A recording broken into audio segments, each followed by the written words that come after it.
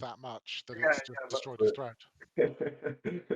Right, so we've got my D&D Beyond overlay, but it's for some reason it's not working. Do I log out and log back in, maybe? If I sign out... Give it a go, my friend. Sign in with Twitch.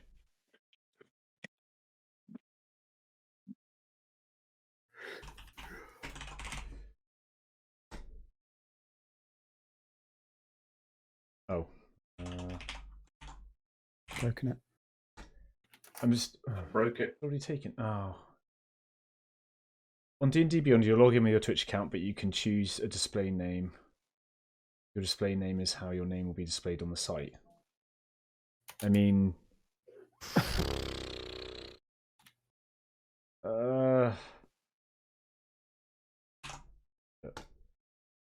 alphanumeric. I'll just put 87. What's going on having to watch an advert every time I join your channel now? It's on every single Twitch channel now. It's really annoying. You've got to be a sub like me. I am sub. What? Are you actually? Are you sure it hasn't run out? I've got to try somehow and link. Oh man! Damn it, maybe it has. That might be why. Did you do it with Prime? Yeah. That does not automatically resubscribe. That is what I always struggle with. So I imagine we're in the same boat here. I'm not subscribed, but I get no advert. I don't know why. I like your new sound alerts, by the way, Johnny. My new sound alerts. Yeah, you can donate to get sound alerts. Well, channel points. Yeah. Yeah. Yeah, there's some funky ones in there. I should have done some. Didn't think about it. I might do it for the next stream for D&D. Get some D&D specific ones in there, maybe, if I can. Yeah, that'd be cool.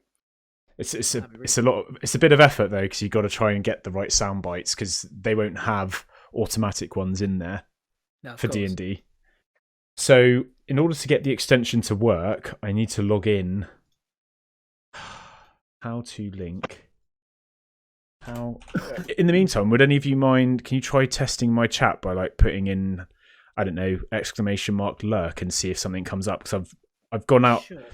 I've disconnected Nightbot and I want to use Streamlabs instead. No, see, it's not working. Nah, it didn't work. There you go. Why isn't it working? So if I put /mod Streamlabs. Streamlabs is already a moderator of this channel, so why isn't it working? Was lurk through Nightbot? It's Cloudbot. It's Cloudbot. I've enabled it. I've put mod Streamlabs in my chat, and it's saying it's already a moderator, but it's not doing anything. Okay. Why is that? You've added this as a custom command, is it? Yeah, so I've got various commands. I've got the standard ones are templated already, so they've got that lurk one. You've got uptime, hug, followage. I've got some default ones selected as well. I don't know why it's not working, and I know it's not working in full because I've got a timer in there as well. So every 30 minutes, it will put, if you've enjoyed the content, please consider following, all that rubbish. But all the networky stuff. Yeah, it's just not working. I have no idea why. I've tried looking for it earlier before dinner, and I couldn't come up with anything as to why it's not working. You've invited it to your chat. Yeah, so I put /mod space Streamlabs. So it's saying, but interestingly, it's not in my user chat. It's not in my. You might need to invite it first. I don't know how do I do that then.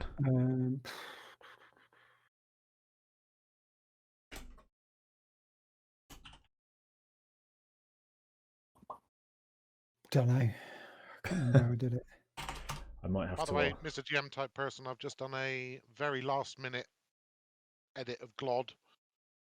Swapped around his intelligence and dex stats. Oh, that's fine. I was thinking he was quite nippy. Yeah, I was gonna have him as basically this physical specimen, but not quite all there mentally. And then I thought, hang on a minute, he's a drunk. dexterity and fine motor control should not be a strong point. I like that dedication to the character. Yes, fair enough. Just as a quick question to my players, Yeah. how do you feel about being bestowed with artifacts that you're not sure how they work? Yeah. This is perfectly fine to me. I like boys. Say that again. Sorry. How do you feel about being bestowed with an artifact that you might not be exactly sure how it works? I mean, yeah, go for it. Will these artifacts Because have? I've custom made some artifacts and I can give them to your characters on D&D Beyond as well because I've made them as homebrew. Let's go. I went all in on them as well. You do realise I am just going to smash it against stuff. Which one it is, it might work, you know. I will try and resist the urge to take it apart to figure out how it works. Ooh. But then, as part of Forge Domain, I could put it back together again. Try not to Maybe. summon mine. You never know. So it's Twitch extension tool on D&D Beyond. Okay, so count. Oh, hello. Someone's I can see the card. interactive overlay thing on your. Yeah, it came up channel, for me as but it well. doesn't- It's just not coming up. It's not. It's because it's not linked yet. That's why I'm just trying to figure out how to link it. There's quite a good little tutorial here. So went to the Twitch extension tool on D&D Beyond and found that I didn't technically have a Twitch account linked on my profile like I did for my Google account. Screenshot attached below. Oh yeah, in your D&D Beyond, have you linked your Twitch? No. So how do I do Go that? D&D Beyond account, and then you got some link options. Yeah. So I've gone account, my account, and then I've got Google, Twitch. It is linked. It's linked. Yeah. Oh, it's all kinds of bloody Pete Tom, isn't it? I must say that the forge magic aspect is pretty damn cool. It's a cool class, isn't it? It's a cool what do you call it? Domain. That's what it was. Authorize it brought me back. That's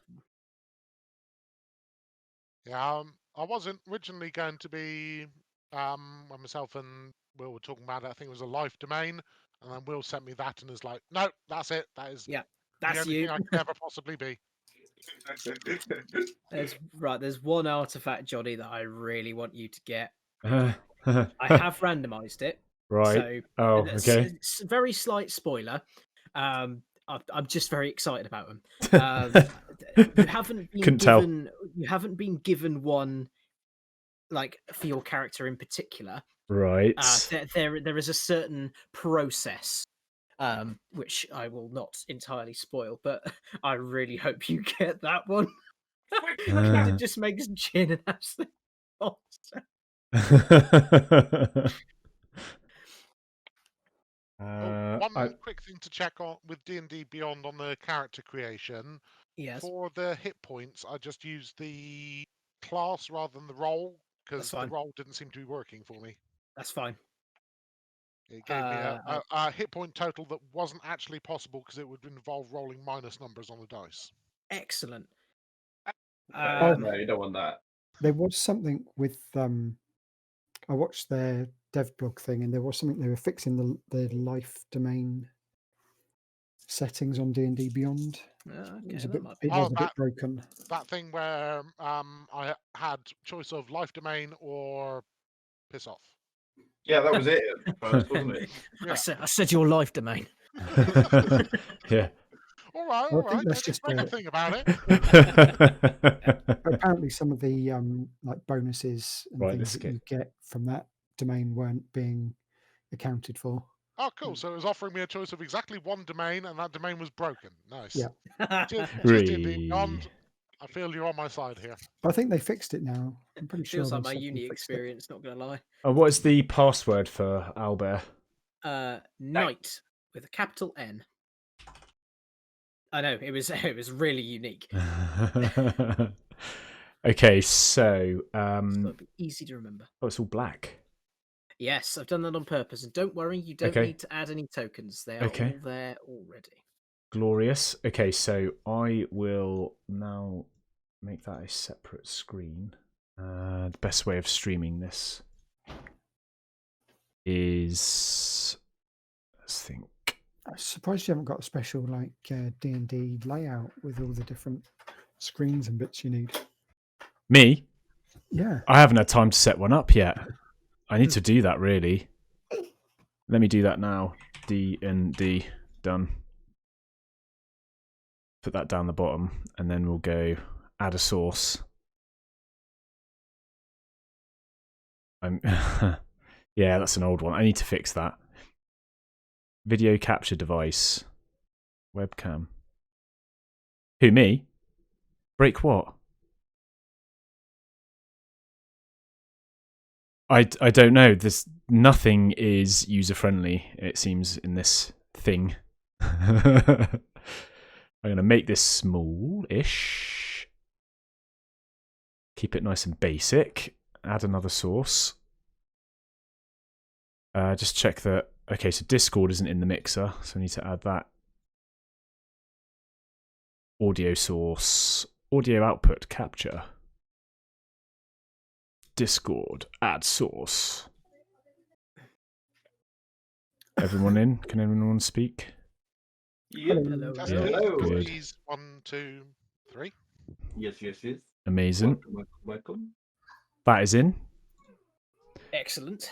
Now we need add source. Oh, could we just check that there's no echoes on the stream as well, because it's picking up. Oh no, it's not. No, don't worry. Tell a lie. False alarm. False alarm. False alarm. Echo. So if I go to browser source now and add in Chrome, Make sure you don't have your naughty tabs open at the same time, or else everyone will see it. I need to add in sound alerts. I need to add in alert box. These are just basic stuff. What have I got in my... Oh, I like this Owlbear's dice tray. That's quite nice. It's good, isn't it? Actually, I thought that was quite nice. It's quite simple as well, because I've been looking at Roll20 and thinking, what the hell do I do here? And then, You and and me then both, I found mate. this one. Ah, Because we don't need all the character sheet and all that stuff built into it, do you? No. an alert actual dice box. tray. That is quite cool. And you can sort of preload Right, it so- with. Cool. So if you want to roll your like a d20 and like 2 d10s or 2 d6 or something, you can preload those up and then just re-roll them. Oh, It's pretty good. keep rolling. And you can even. I think I just managed to get a cocked dice as well. That's quite good. Really, it's realistic. If I delete that, what's the best thing for showing the screen, the Owlbear screen? It wouldn't be browser source, would it? Would I just display capture maybe? Probably display capture, yeah. Just as long as you stay on the same Display. thing, of course. Then Yeah. Okay.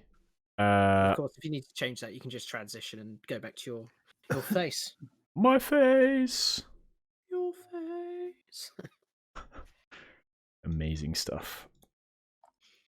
Okay, so add source to that, and we'll go webcam up to there. More delicious sauce. Here we go. Can see it I'm on your Alert. screen. maybe missing something obvious. Is there a way on the dice tray in Owlbear to add modifiers to dice rolls? That's a good point, Or can you actually. just do that manually? I think we have to do that manually. Fair enough. Manuel. Let's hope he's well.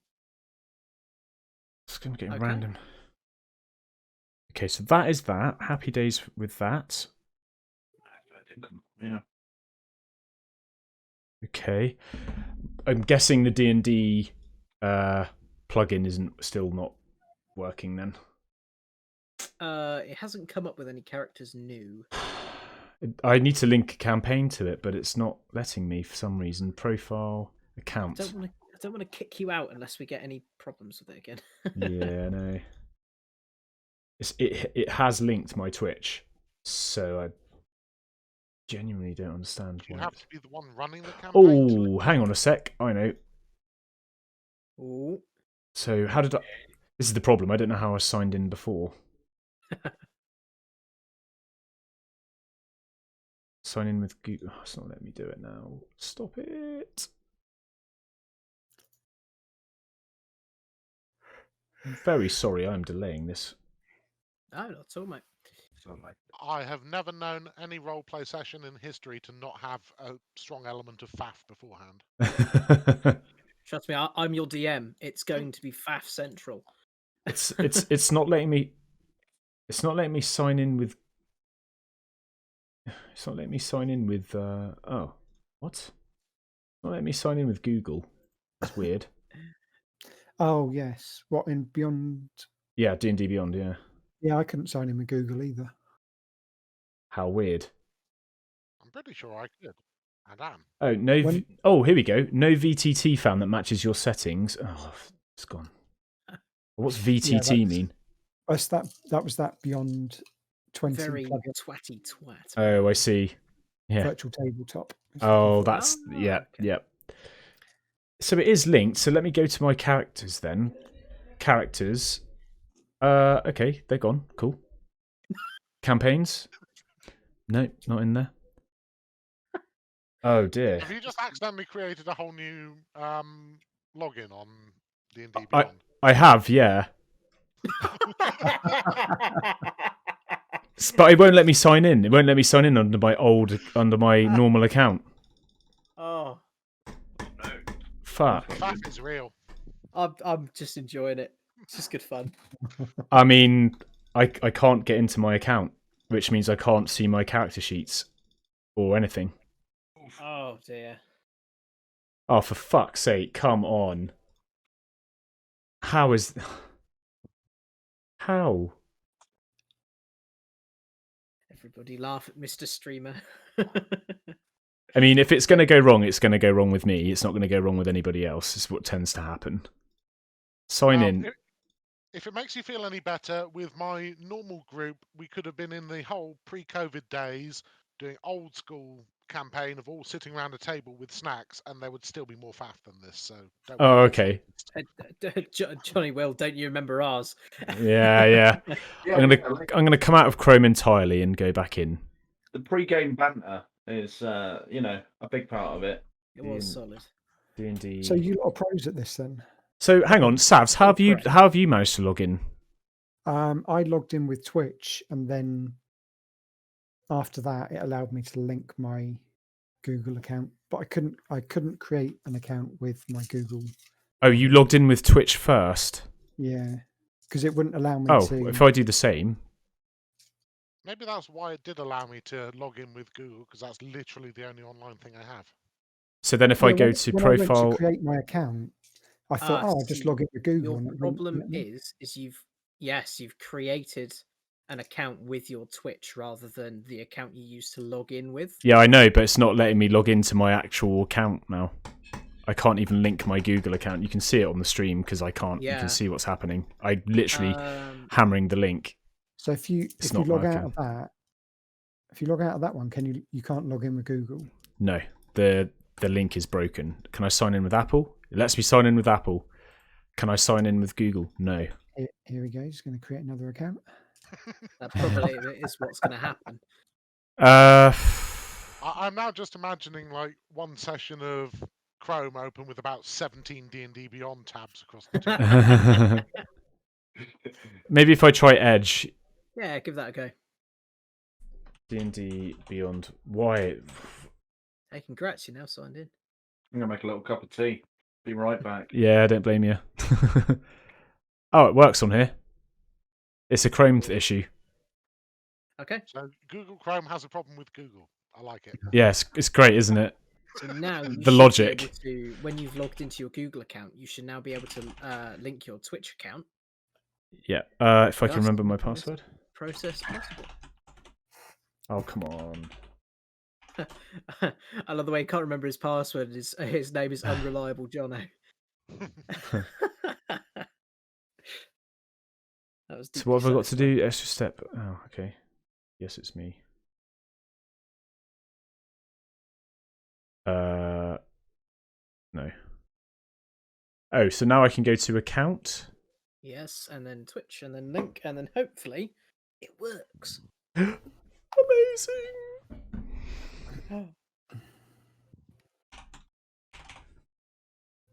Go on, this will be really good. This account's already linked to a Yeah, right. What is it? It is. Oh, come on. I think it's that. Come on, we all know it's Yeah. just let me in. Password 123. No, password exclamation mark. Come on. I do apologise. Was it that? I think it was that. You'll have your special character in there. Yes, authorize. Oh, yes. It should work now. Oh my god, panic over. We're in. Have a look.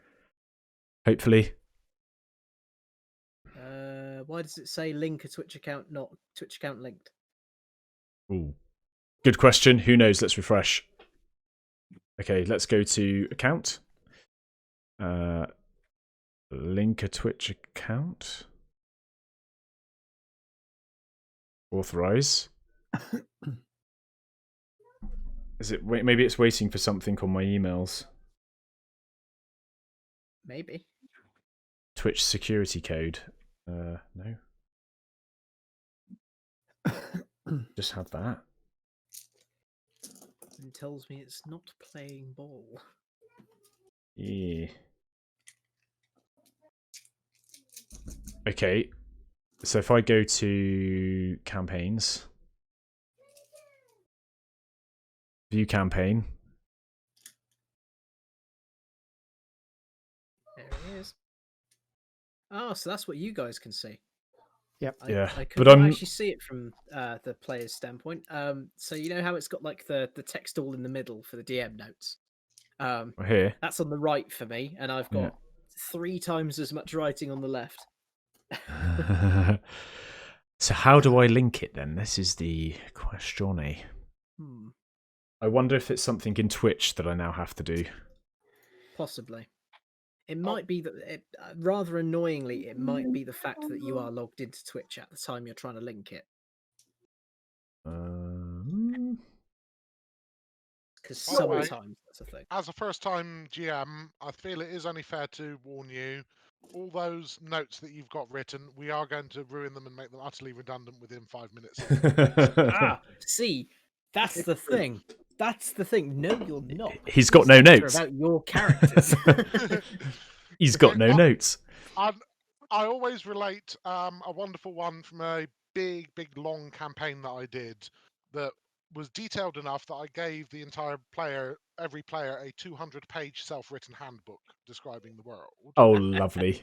And there was a particular encounter that I had planned, and all the players had to do to trigger this encounter is go through the door on the left.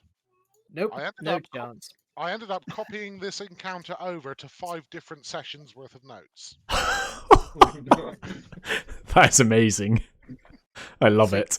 That's where I have the edge on this one, because I haven't fucking planned a thing.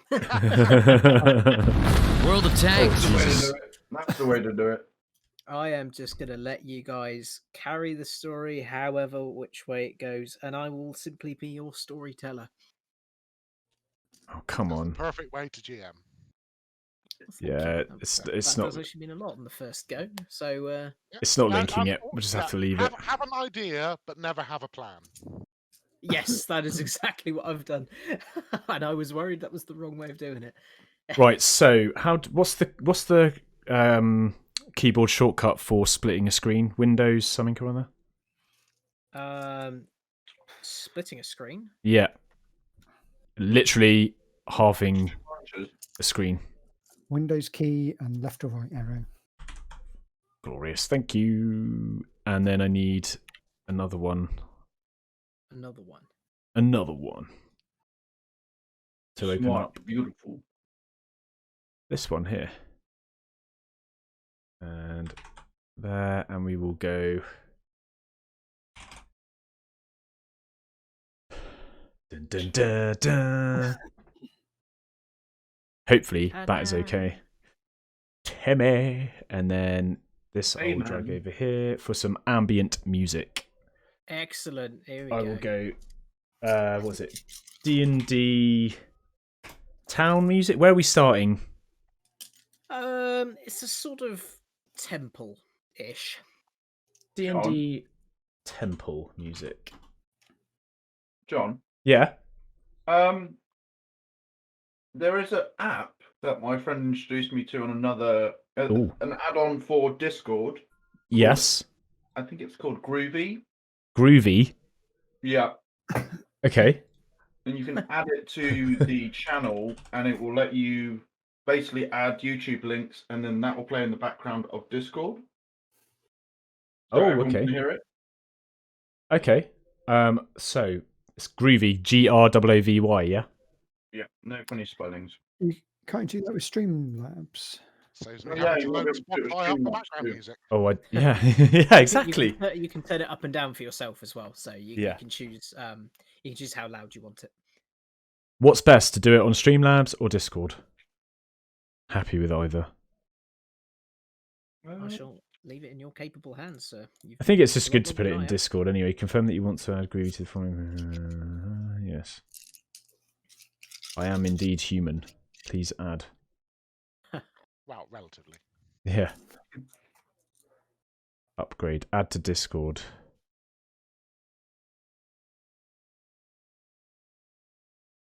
It should already be in there, actually.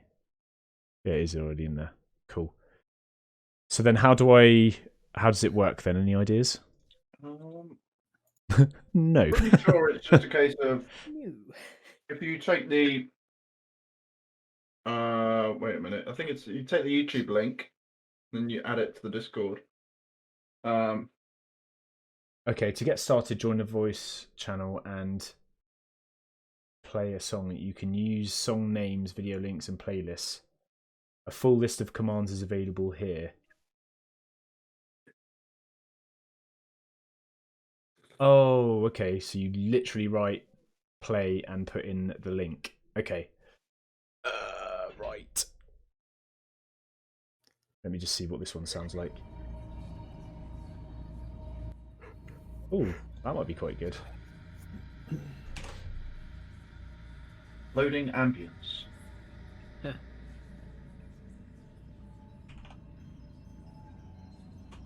see if this works. Hi, Groovy. It does. Amazing. That's a bit good. That's very good. But now, how do we turn it down? Just right click on the right-click and then you profile can and use the then volume. adjust it. Right click on what? Oh, in Groovy. Groovy. Oh, I see what you mean. Nice. Yep.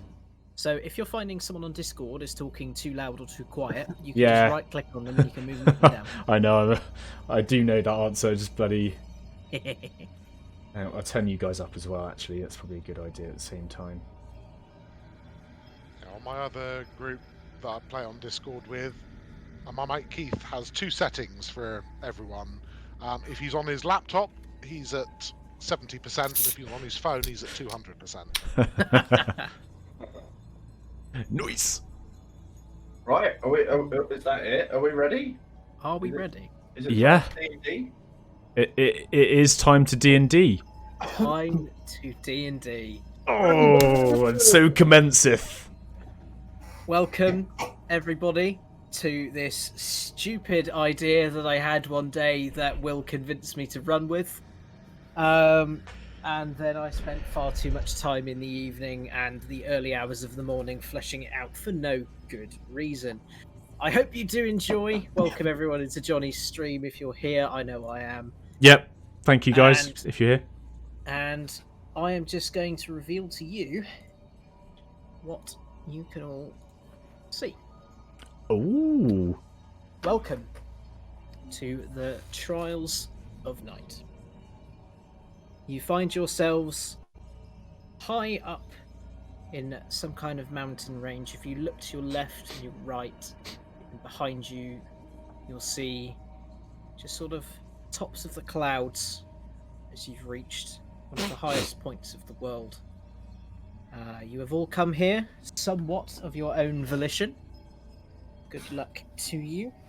And obviously, as you can see, you are surrounded by an entourage of guards. What do you do? Are we stood?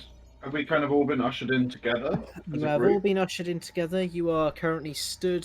Feel free to move your tokens around if you feel you would be stood somewhere different. But you have been encouraged to be rather close to each other, shall we say. Have we had a chance to meet each other, get to know each other? Yeah, I was going to sit ask down, that, have a yeah. meal beforehand? You have not.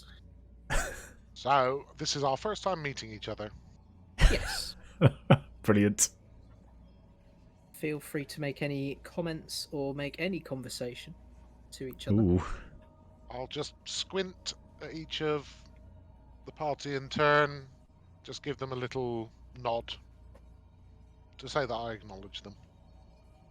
I will say, does anyone know why we're here? We are here to face the trials of the night. At least that's what I'm here for. I'm hoping there's going to be a lot of gold involved. This is it, is it? There's nothing more? This is the Trials of Night? Or is this Well, something else? The tales of Thorgrim One Eye never said what lay beyond this point. All I know, it's our duty to succeed. The trials are insistent, and they must be completed. This wasn't what I had in mind when a Monitor showed the Sifus, the visions they showed them. Nobody is ever quite prepared for the trials of night you hear coming from the man in front of you as he slowly approaches you. Here. And the guards follow suit just behind him. So I'm going to look at him and try and gauge his mannerisms. You know, as a monk, I would be instantly looking for any signs of aggression, or I would be looking at his posture and his facial expressions to see if there was any sort of sign of, or what intent is behind there, whether it's evil or good, or just honesty, or, you know. Would you like to do an insight or a perception check? Either or. I'm +4 to both, so I'll do it'll probably be an insight check more than perception in this instance. I'd say Like, I reckon. Oh my god, the first roll! D20, right? yep. I got a 12 + 4 becomes a 16. You notice there is absolutely no sign of aggression in this man. He is very calm, held upright. what does he look Seems like? very stoic in what he's doing. Right. Is he human? He is a human. He is quite tall and slender, dressed in a long, flowing white and golden gown. Can I sense I'll any... also attempt an insight into the livery of the gown that he's wearing to see if it Ooh, has any significance. Okay. nice. That'd be I got an 11 + 6, so that's a 17. You notice on the livery, apart from being sort of very ornate, you notice that it has sigils of the goddess Saloon wrapped and woven into the gown. Oh, okay. As he's human, no one else is, and he doesn't seem to be aggressive. I'll take a couple of steps towards him, probably to about here, and I'll say, "Greetings. Welcome, Jin Quan. My mission is most urgent." What do I want to say? My mission is most urgent. When do we proceed? We proceed in good time. It is urgent for the world that this takes place.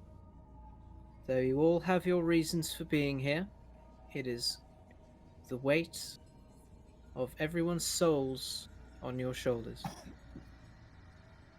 I will also step forward and, in a loud and pompous voice, say, the dwarves of Karak Khan are proud to send another champion to take part in the Trials of Night. Love it. He gives you a... Love it. He looks towards you and gives you a curt nod of respect for what you have just said. I will give him a deep dwarven bow in return, slightly stumbling on my way back up to vertical. I'm gonna reach my hand down nervously, kind of rub one of my fingers and kind of step forward, gingerly look up at him and sort of say, your trials have been something that I just can't seem to forget about. And I'm here to see if I am worthy. And The trials have a way of pervading everyone's mind in some capacity.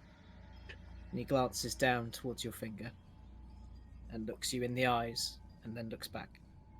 Some more than others, it would appear. Oh, quick question for the DM. Yes, hello. You were saying you were giving us... What was it you were giving us? I can't remember what it was. What you said it was. Shiny things. Yeah. Have they been given to us yet or not? No. Okay, fine. Cool. Just thought I'd check. Because when I've split my screen, my character sheet has turned a little bit different to what it is when it's in full. Yeah. So, okay, fine. No worries. Don't worry. I will. You will know Yeah. when they are given to you. Okay. Also, I will be adding them to your character sheet myself because I have access to them, and I have made them as actual items for you to use. All right. Sweet. Quick owlbear question. How do I change my logo? So I just realised I'm the same as the NPC. Steris. Yes, I did.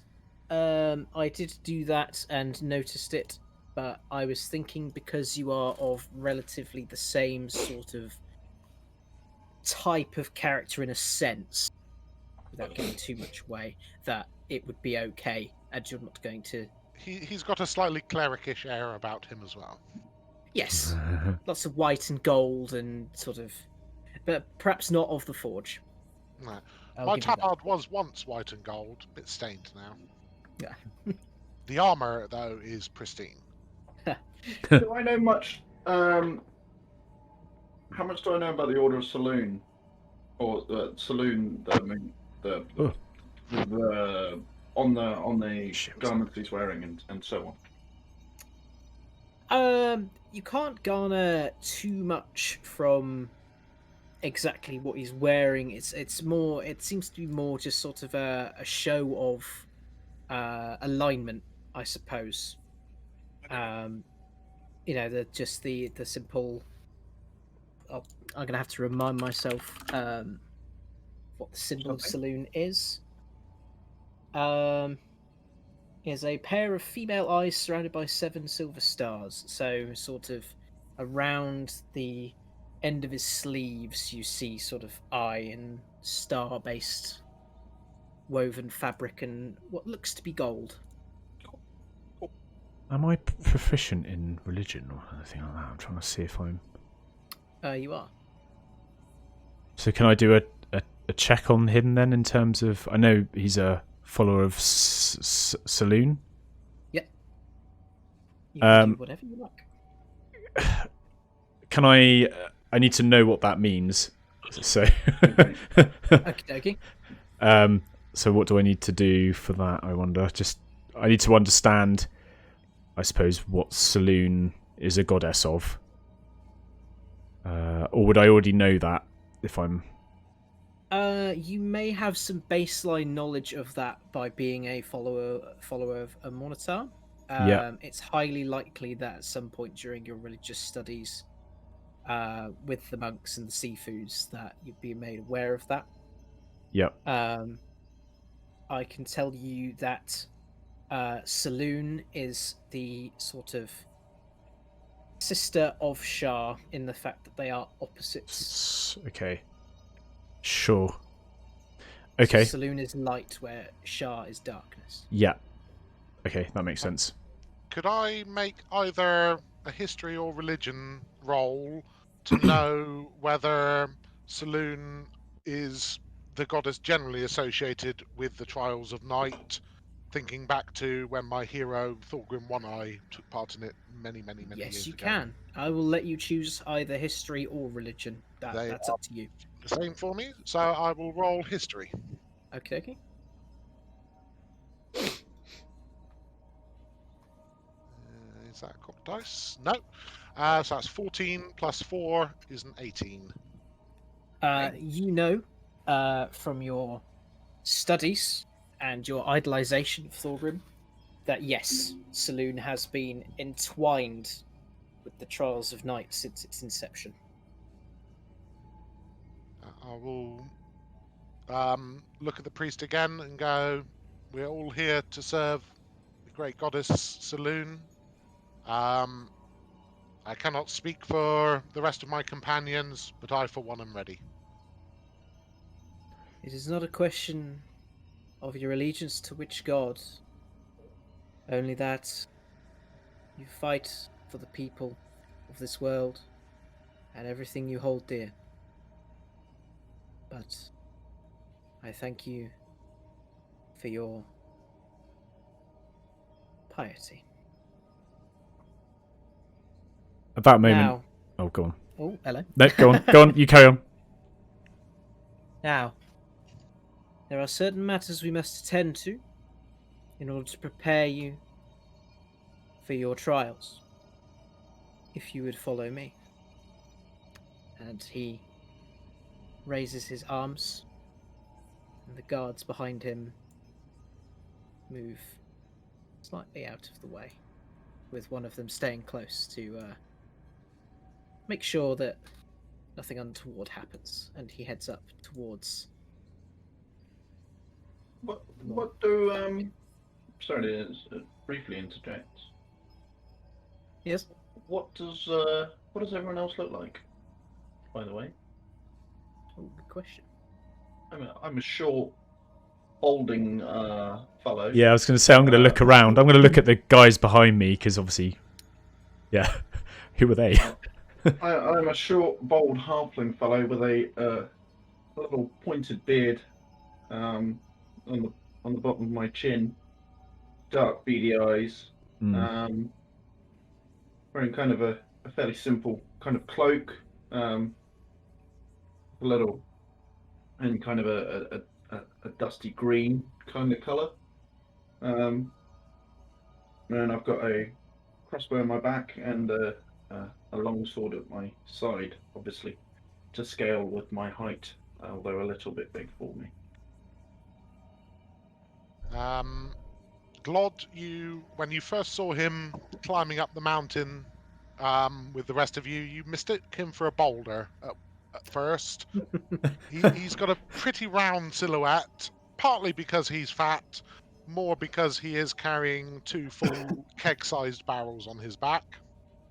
Although you don't have any way of knowing this yet, one barrel is his drinking supply, the other is his brewing barrel.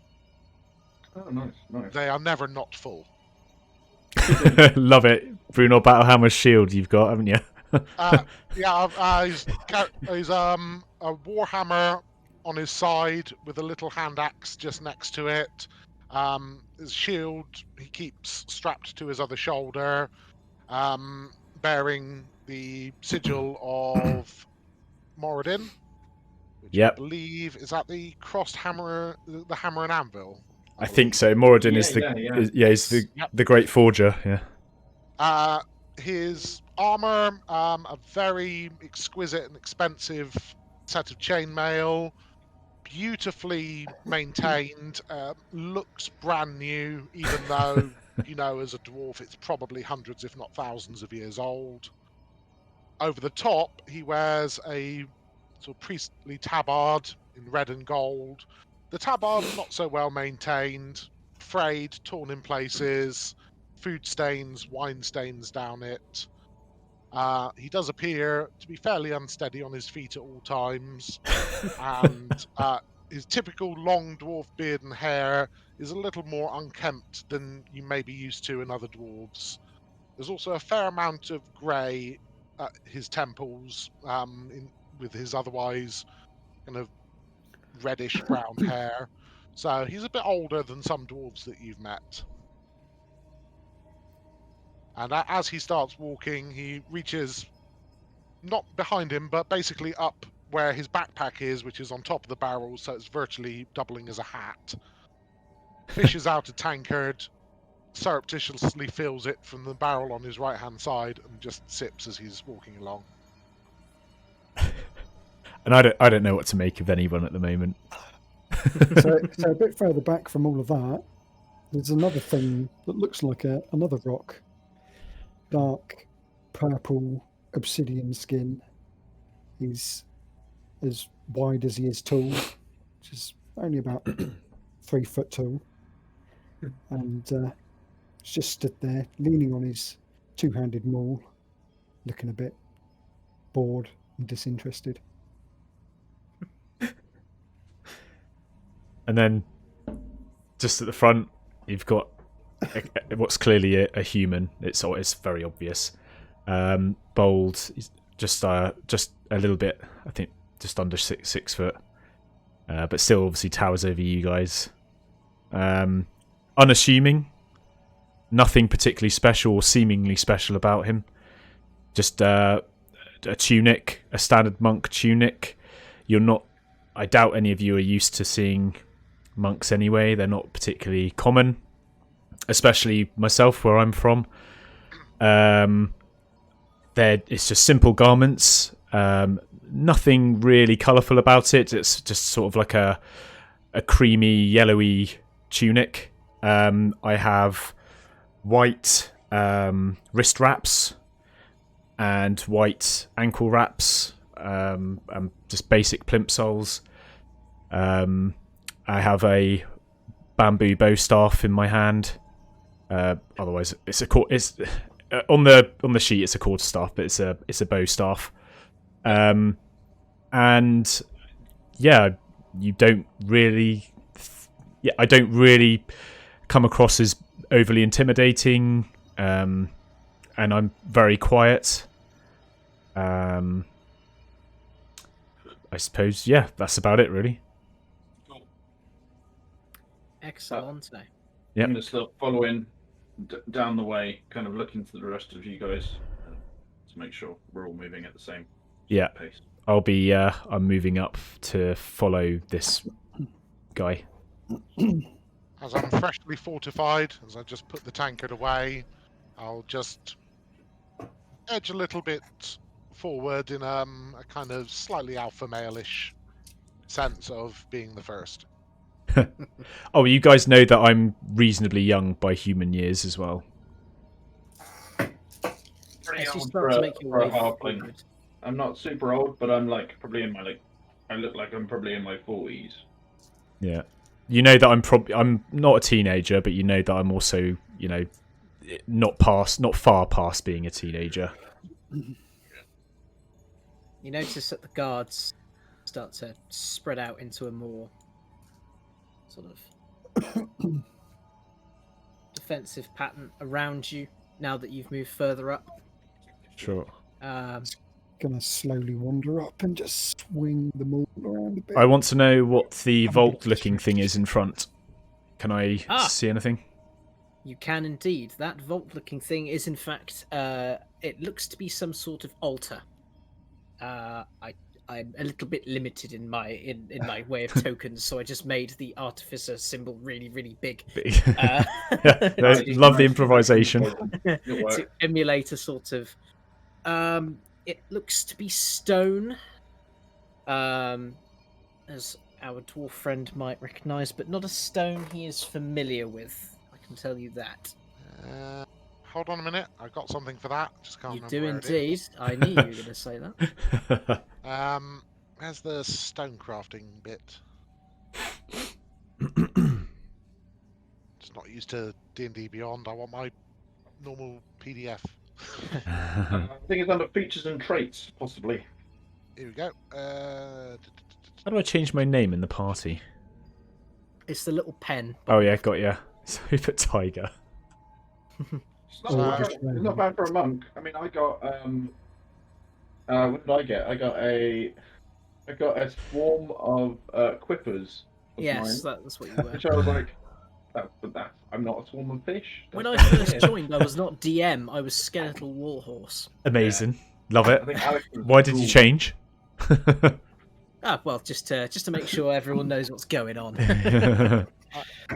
I will make a history roll to examine the stonework of the altar as we're approaching it. Feel free. That's an 8 plus I get double proficiency, so that's +6, so 14. You don't know what this stone is, Ooh. but Now I'm you very know, interested. you know that it is very, very old, ancient for dwarf standards. It is magical, you can tell. You don't have to be a dwarf to realize that this is not normal stone. This does not appear to have been crafted by any mortal man or otherwise. I will take just a step off to be slightly closer without intruding on the priest and stare admiringly at the stonework. Are there any symbols on it? Do I notice any symbols? Yes, there is in the center. There is a large, almost fluorescent, in a sense, difficult to describe, 4-pointed star in the very center, and at each tip there is a brilliantly colored gemstone that doesn't appear to stay one color at any given time. Do I recognise the symbol, the star symbol? It is not a symbol of anything. Right. It is simply the nature of this particular altar. Okay. Okay. What is Theros up to? He turns to you as he approaches the table, and he says, "This is what the cradle of morning was forged upon. Everything you see here has come from this. This is a gift from the gods of light and justice. And this is what will allow you to combat the ancients of darkness that you will be facing during your trials." And he gently places one hand on the stone, not on the star itself, but on the stone, and it starts to shine a bit brighter, and you can hear sort of machinations coming from inside the stone. Can't tell how deep down they are, but it doesn't sound mechanical. It's not metallic. It's not like cogs. You can just hear the rumblings of something being opened, like a sort of ancient oaken door. But nothing about the actual altar itself Another step forward changes. in interest. Yeah, I'm just going to walk right up and stand right next to the altar. Have a good look at that gem middle. Can I hide behind this guard? And I will just stay where I am and just observe. Looks pretty Do you shiny, that thing. It's very shiny. Do you see the jewels at the tip of each star? Yes. Yes. Yes. These jewels bear great significance to you and your trials. I would ask for a volunteer. Go on then. I'll step forward. What do you want me to do? So, who's going to be coming forward here? We both step forward at pretty much the same time, I think. Yeah. I just eye him up. Bit of a sideways glance. What you doing? Each of these jewels pertains to the directions in which life can lead us: north, east, south, and west. Pick a direction.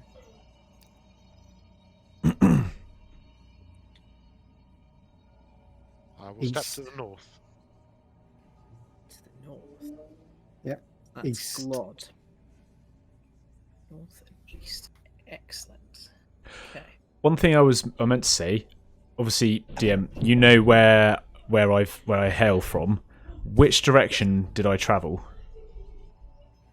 To get there, to get to where I am now? Yeah.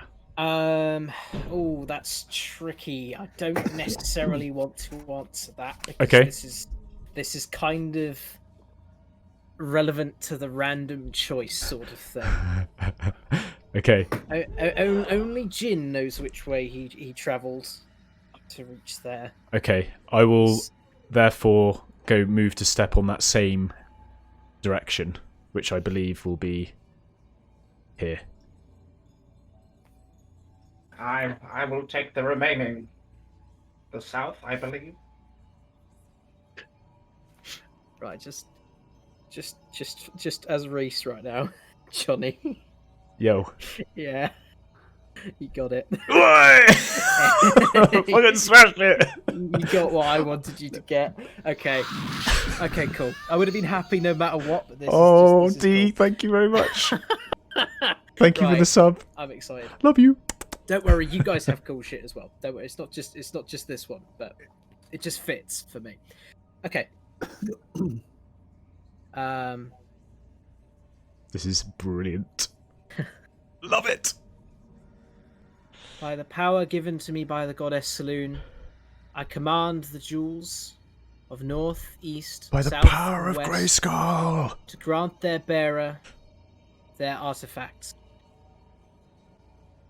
And so he gestures for you all to lay your hands on the jewels. I beg your pardon? Yep, that's exactly. Get a Not D&D his- innuendo. Yeah, I know, not right? his- I'm going to put my hand on the jewel. I will reach up and place my hand on the jewel. I've already been reverently running my hand across the stonework and admiring the runes, and I'll begrudgingly move my gaze off the stone and onto the jewel, which is fascinating in its own way.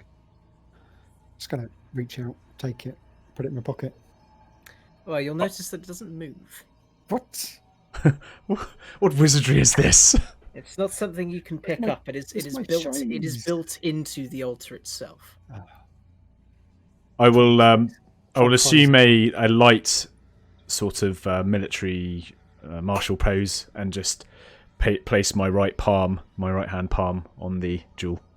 As all of your hands connect to the jewels of the altar, it starts to glow even more fantastically than it was before. The jewels in your hand become warm, not hot, warm. It's a nice sensation. It fills you with warmth and a feeling of inner strength. So now I need to do a little bit of who is where. So north, that would be Glod. Aye. The jewel in your hand disappears and suddenly is replaced by a small key. You notice the key is in the shape of a crescent moon, and it's not particularly fanciful. It's more in an interesting shape. I'm just going to add that to your character sheet now. So there you go. Hopefully that will be on your character, and you'll be able to Just access that. Reloading it back up because I didn't know whether Beyond would update in real time. Yeah, the refresh. The Lunaris key. Oh, hang on. You're not meant to read what was written on that. Goddamn big mouth dwarves. Oh no, you're allowed to know the name. That's fine. I just haven't clicked noticed on it or anything I've just else. noticed that I had the description Ooh. of certain things. Careful, DM, careful. I said I'm a little bit rusty, but we're giving it a go. You doing good so far, Made fella? From any particular material that I recognise? No, absolutely not. Not this time. I will hold it in my hand and admire the craftsmanship of it. Silently wondering, what the bloody hell is this for? Sorry, I'm just editing the artifacts so that the so the descriptions don't immediately tell you absolutely bloody everything about them, because that totally and utterly defeats the point. Apart from that was fine. You meant to know what that one does. And I'll just change that one.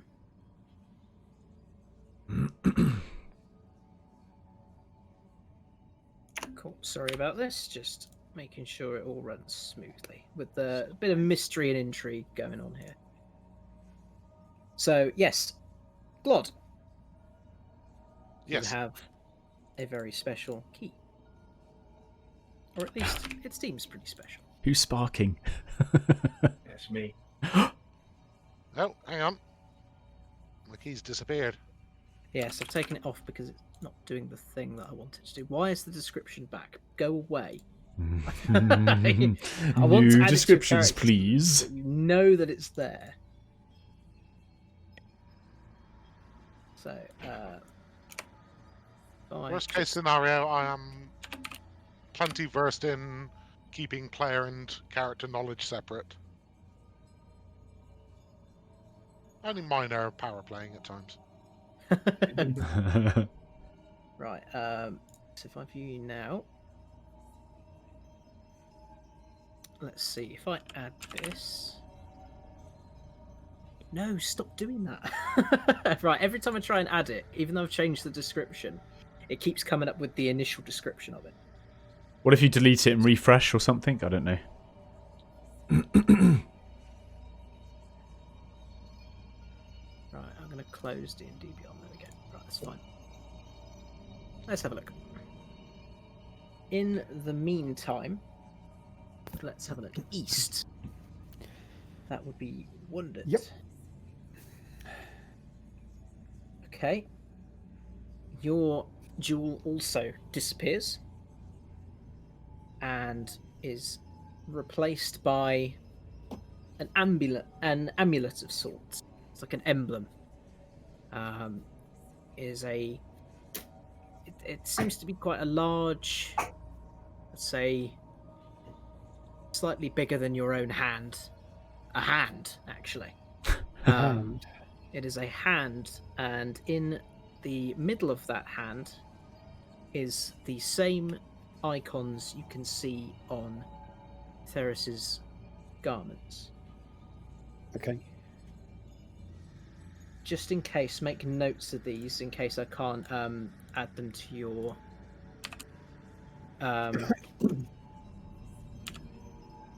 characters. That's really interesting why that isn't working. I worked really hard on this. Okay, cool. Right, south. Yes. Glenn. Nice to meet you. Yes. You have. So your jewel disappears, same as the others, and is replaced by an interesting looking lantern. There is no candle on the inside, nor is there any wax. It appears to just be an empty lantern. Is it just like the shell of a lantern? It's quite ornate. Yeah. But No inner workings of it. it does not appear to have anything inside. Okay. It's got the glass, tempered glass around it, but there's no indicator that it casts light or anything like that. At the moment, it just sort of seems to be a glass box. And Johnny, you went to the west. I went to the west.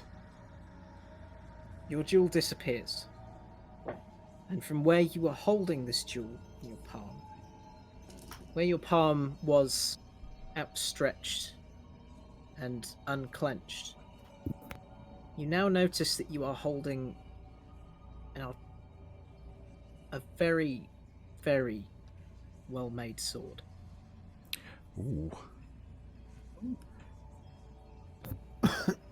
And on the hilt there is the icon of a sun, or the sun.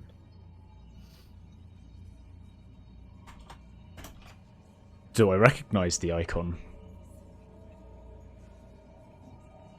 I'll let you roll for it. I have to recognise it. It's got to be a Monitor. It's got to be. What am I rolling here? Insight? Investigation. Investigation. Ooh, okay. Oh dear. Because you're sort of just looking at it. I got a 3. Uh, Is it sun? It's pretty. It's nice. It looks cool. It's exciting. Yeah. It looks kind of like the sun. You're not exactly sure, but you think it might look like the sun. You've seen the sun before. I've seen the sun. Oh, I think that's the sun. It takes you a little while to realise. Oh yeah, I know what that is. How much does it weigh? Are we doing weights or are we not bothering with... It weighs the same as a short sword. Okay. Because it is a short sword. Okay, hang on. I don't know how much a short sword weighs. I think it's £2. I'm not 100% sure. It's either 1 or 2. So when it says weight over... Oh yeah, 2... Okay, right, let's have a look. Just going to see if I can add it to your... I've kind of put it in already. I put it in under my...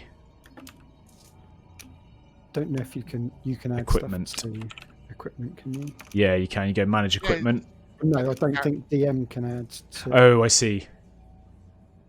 Well, no, he did add it to mine, because I could originally. Ah. I could give you that. That's what I was having a problem with, because I'm trying to edit it so it doesn't tell you immediately what it does. Get yourself a placeholder lantern from the equipment list. A short sword. PNGs and everything. Yeah, a short sword is £2. You were correct. Awesome. Excellent. Yeah, guy who knows forging would know the weight, you know. Yeah. Anyone know what a shawm is? Shawm? A shawm? Yeah. Not a So clue. it's sort of like a scarf sort of thing, is it not? Not a clue, sir. Oh, it's like a weird looking flute thing. Right, okay. Cool. Okay. I've got one in my inventory and I didn't know what it was. Okay, well, whilst I try and figure out how to add these things properly to your inventory, I found something on the D&D Beyond inventory for a mystery key, so I'm just going to add that. yeah, fine, do it. Nice. In that sense, Johnny, if you'd like to add to your inventory, Oh, yep. this will be a short sword +1. Right, manage equipment. Custom items. Oh, if I delete it from my custom item. By the way, I don't want to click on it just in case it comes up. Okay. But that named key that you added has now appeared in stuff that I can add in Character Builder Edit. Okay. Hang on, I'm going to cover the screen, look at it. Does it come up with a description? Is there a description? If it just says the word key, then it works. No. It's Okay. got a description. I didn't read it. Fantastic. Thank I'll you just very add that mystery key. That's fine. much. All right, thank you. Okay, well that's slightly frustrating, but you know I'll fix that in the meantime when we're not in the middle of Customize. something. So when you say it's +1, is that because I'm on the customize option? I've just added a short sword to my inventory. Yeah, it should be. You should be able to find a short sword +1. Short sword +1 as an item. Okay, so if I remove this and go manage go equipment, yeah. add items, weapon. Weapon short, and then type in short sword, and it should come up with like short sword +1. So yes, actually like type it in. Yeah. Short sword, short bow. Oh yeah, short sword +1. Back Add. in just a moment. Nice. Hold on a sec. Okie dokie. I have. Something that works with is that works with your monk because you are actually proficient in it. This martial. Nice. So it's also finesse, which is even better. Oh, that gives me extra. That means you can use your dexterity rather than your strength Which is amazing. as a modifier for it, which is really good. So you now are in possession of your artifacts. Some may seem cooler than others right now, but trust me, none of you have got the short end of the straw. So anyway, Theris then, seeing that you have all acquired your artifacts, turns to you all and says, I return. you have been bestowed with things that may allow you to combat the dark. Turns to Glod and he says, key you hold in your hand may light the way when all seems darkest. Turns to Wonder and he says, what fucking thing do you have again? Turns to Wonder and he says, Very foul-mouthed priest, this guy. Yeah. It's not very priest-like. yeah. Sorry about that. He says, may the hand of Saloon stay on your shoulder and in the way of any harm that may come to you. He turns to Glenn and says,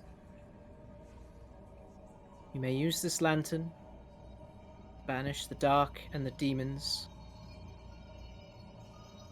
Speak into it and state, Saloon guides me. And he motions for you to repeat the phrase.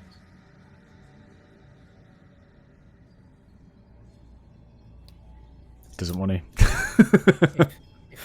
If you want to, you don't have to. Did he just snip to the loo? I think he snipped to the loo, didn't he? Might have. Nope. Maybe audio problems. Ah, you're back. Alex? Yeah, I can hear you. We can hear you, Will. Hey, Will. Oh, sorry. I'm here. You're good. Did you hear any of the nonsense I just spouted? Go for it again. It broke up a bit. So Theris turns to you and says, use this lantern to banish the demons and the darkness. Speak into it and say, may Saloon guide me. Okay.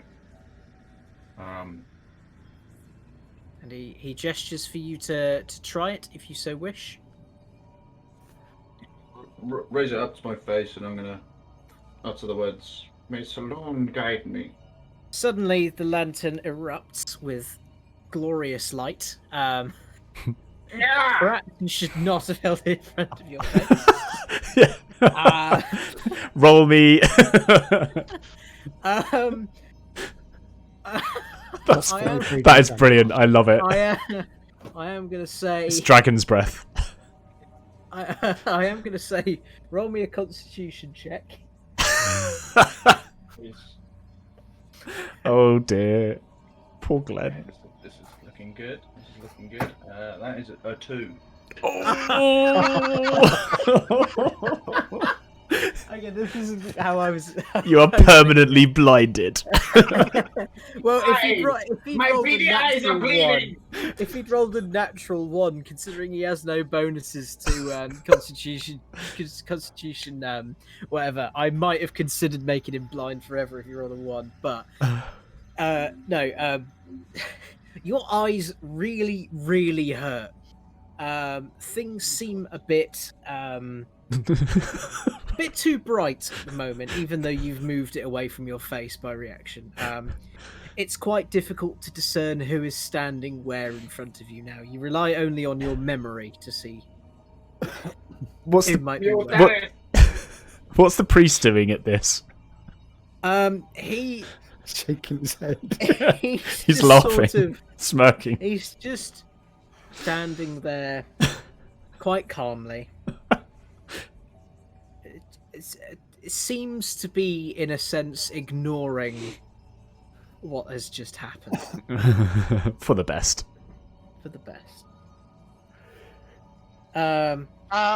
Would he class as the condition of blinded?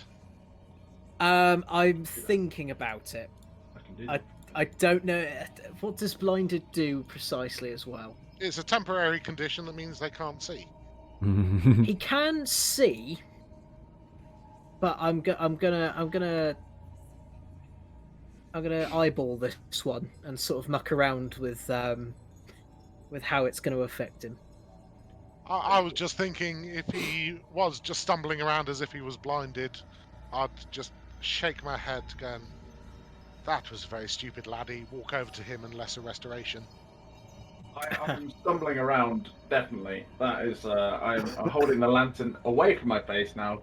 Yeah. Sort of cursing a bit and sort of stumbling around, not really seeing particularly well. Yeah. Just stood there chuckling to myself. Will you allow a lesser restoration to remove that condition, or is it more powerful than that? It's a little bit more complicated, unfortunately. In which case, I will settle with the just shaking my head going, silly, silly laddie.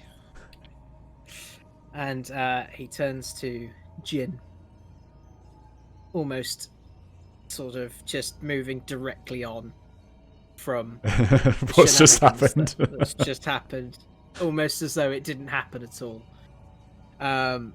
He turns to you and he says, "In the hands of a capable warrior, light can be all you need. But this helps," he says with a wry smile. Nice. He fancies himself as a bit funny. Funny! Ha ha ha ha ha ha. So, I just nod and give him a little sort of kung fu salute, a kung fu bow. suddenly, Theris turns to his left. He sees the guard standing by him. And he regards him with a slight tilt of the head. As the guard reveals himself, in fact, to be a cultist of Shar. And he stabs him. Theris stumbles backwards. Some of the other guards, in fact, reveal themselves to be cultists. Instead Love of it. the entourage you were perhaps hoping for that would keep you safe. Gentlemen, shit just got real! Yes. The cultist closest to you shouts, "For Shar! For the darkness! We cannot allow them to enact the trials. Kill them now!" And I want you to roll initiative. We. Yes. I rolled a 1, so I get. Oh, Oh God. no! I rolled a 1 as well. Oh. I got 2. I'm I'm at 4. Initiative 4. I rolled 16. 3. Come on. Okay, trade-off, buddy. I got 16 as well. My dex is 9 or -1, so you'll What's probably your go modifier? -1. Okay, I got +3. So, Yeah. Okay, right, so please bear with me quickly. I'm just going to get. So who has rolled what with modifiers? I rolled a 2. I think I'm above Alex, and then Yeah, myself well, and sorry, Glenn, then Glod, and then both on 16, but Glenn higher dex. Okay, so Glenn, what's your total? 16. 16. Cool. Johnny? 4. 4. And Glod? 16, but lower than Glenn. 16, but yeah, okay. Cool. And then let's use a real dice for this, shall we? The cultists initiative. Okay. So it will go Glenn first, then Yeah. Glod, then the cultists, then Jin, then Wonder. Sure. Glenn, you have the honour of the first part of combat.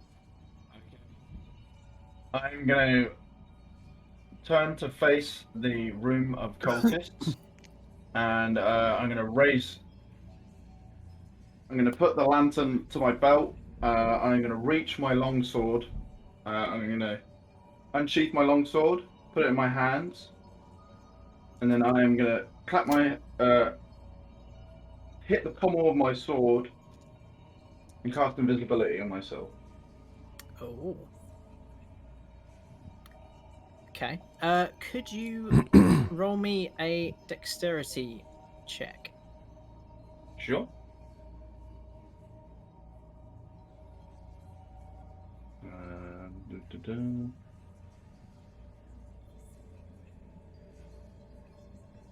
I got a 24. Okay.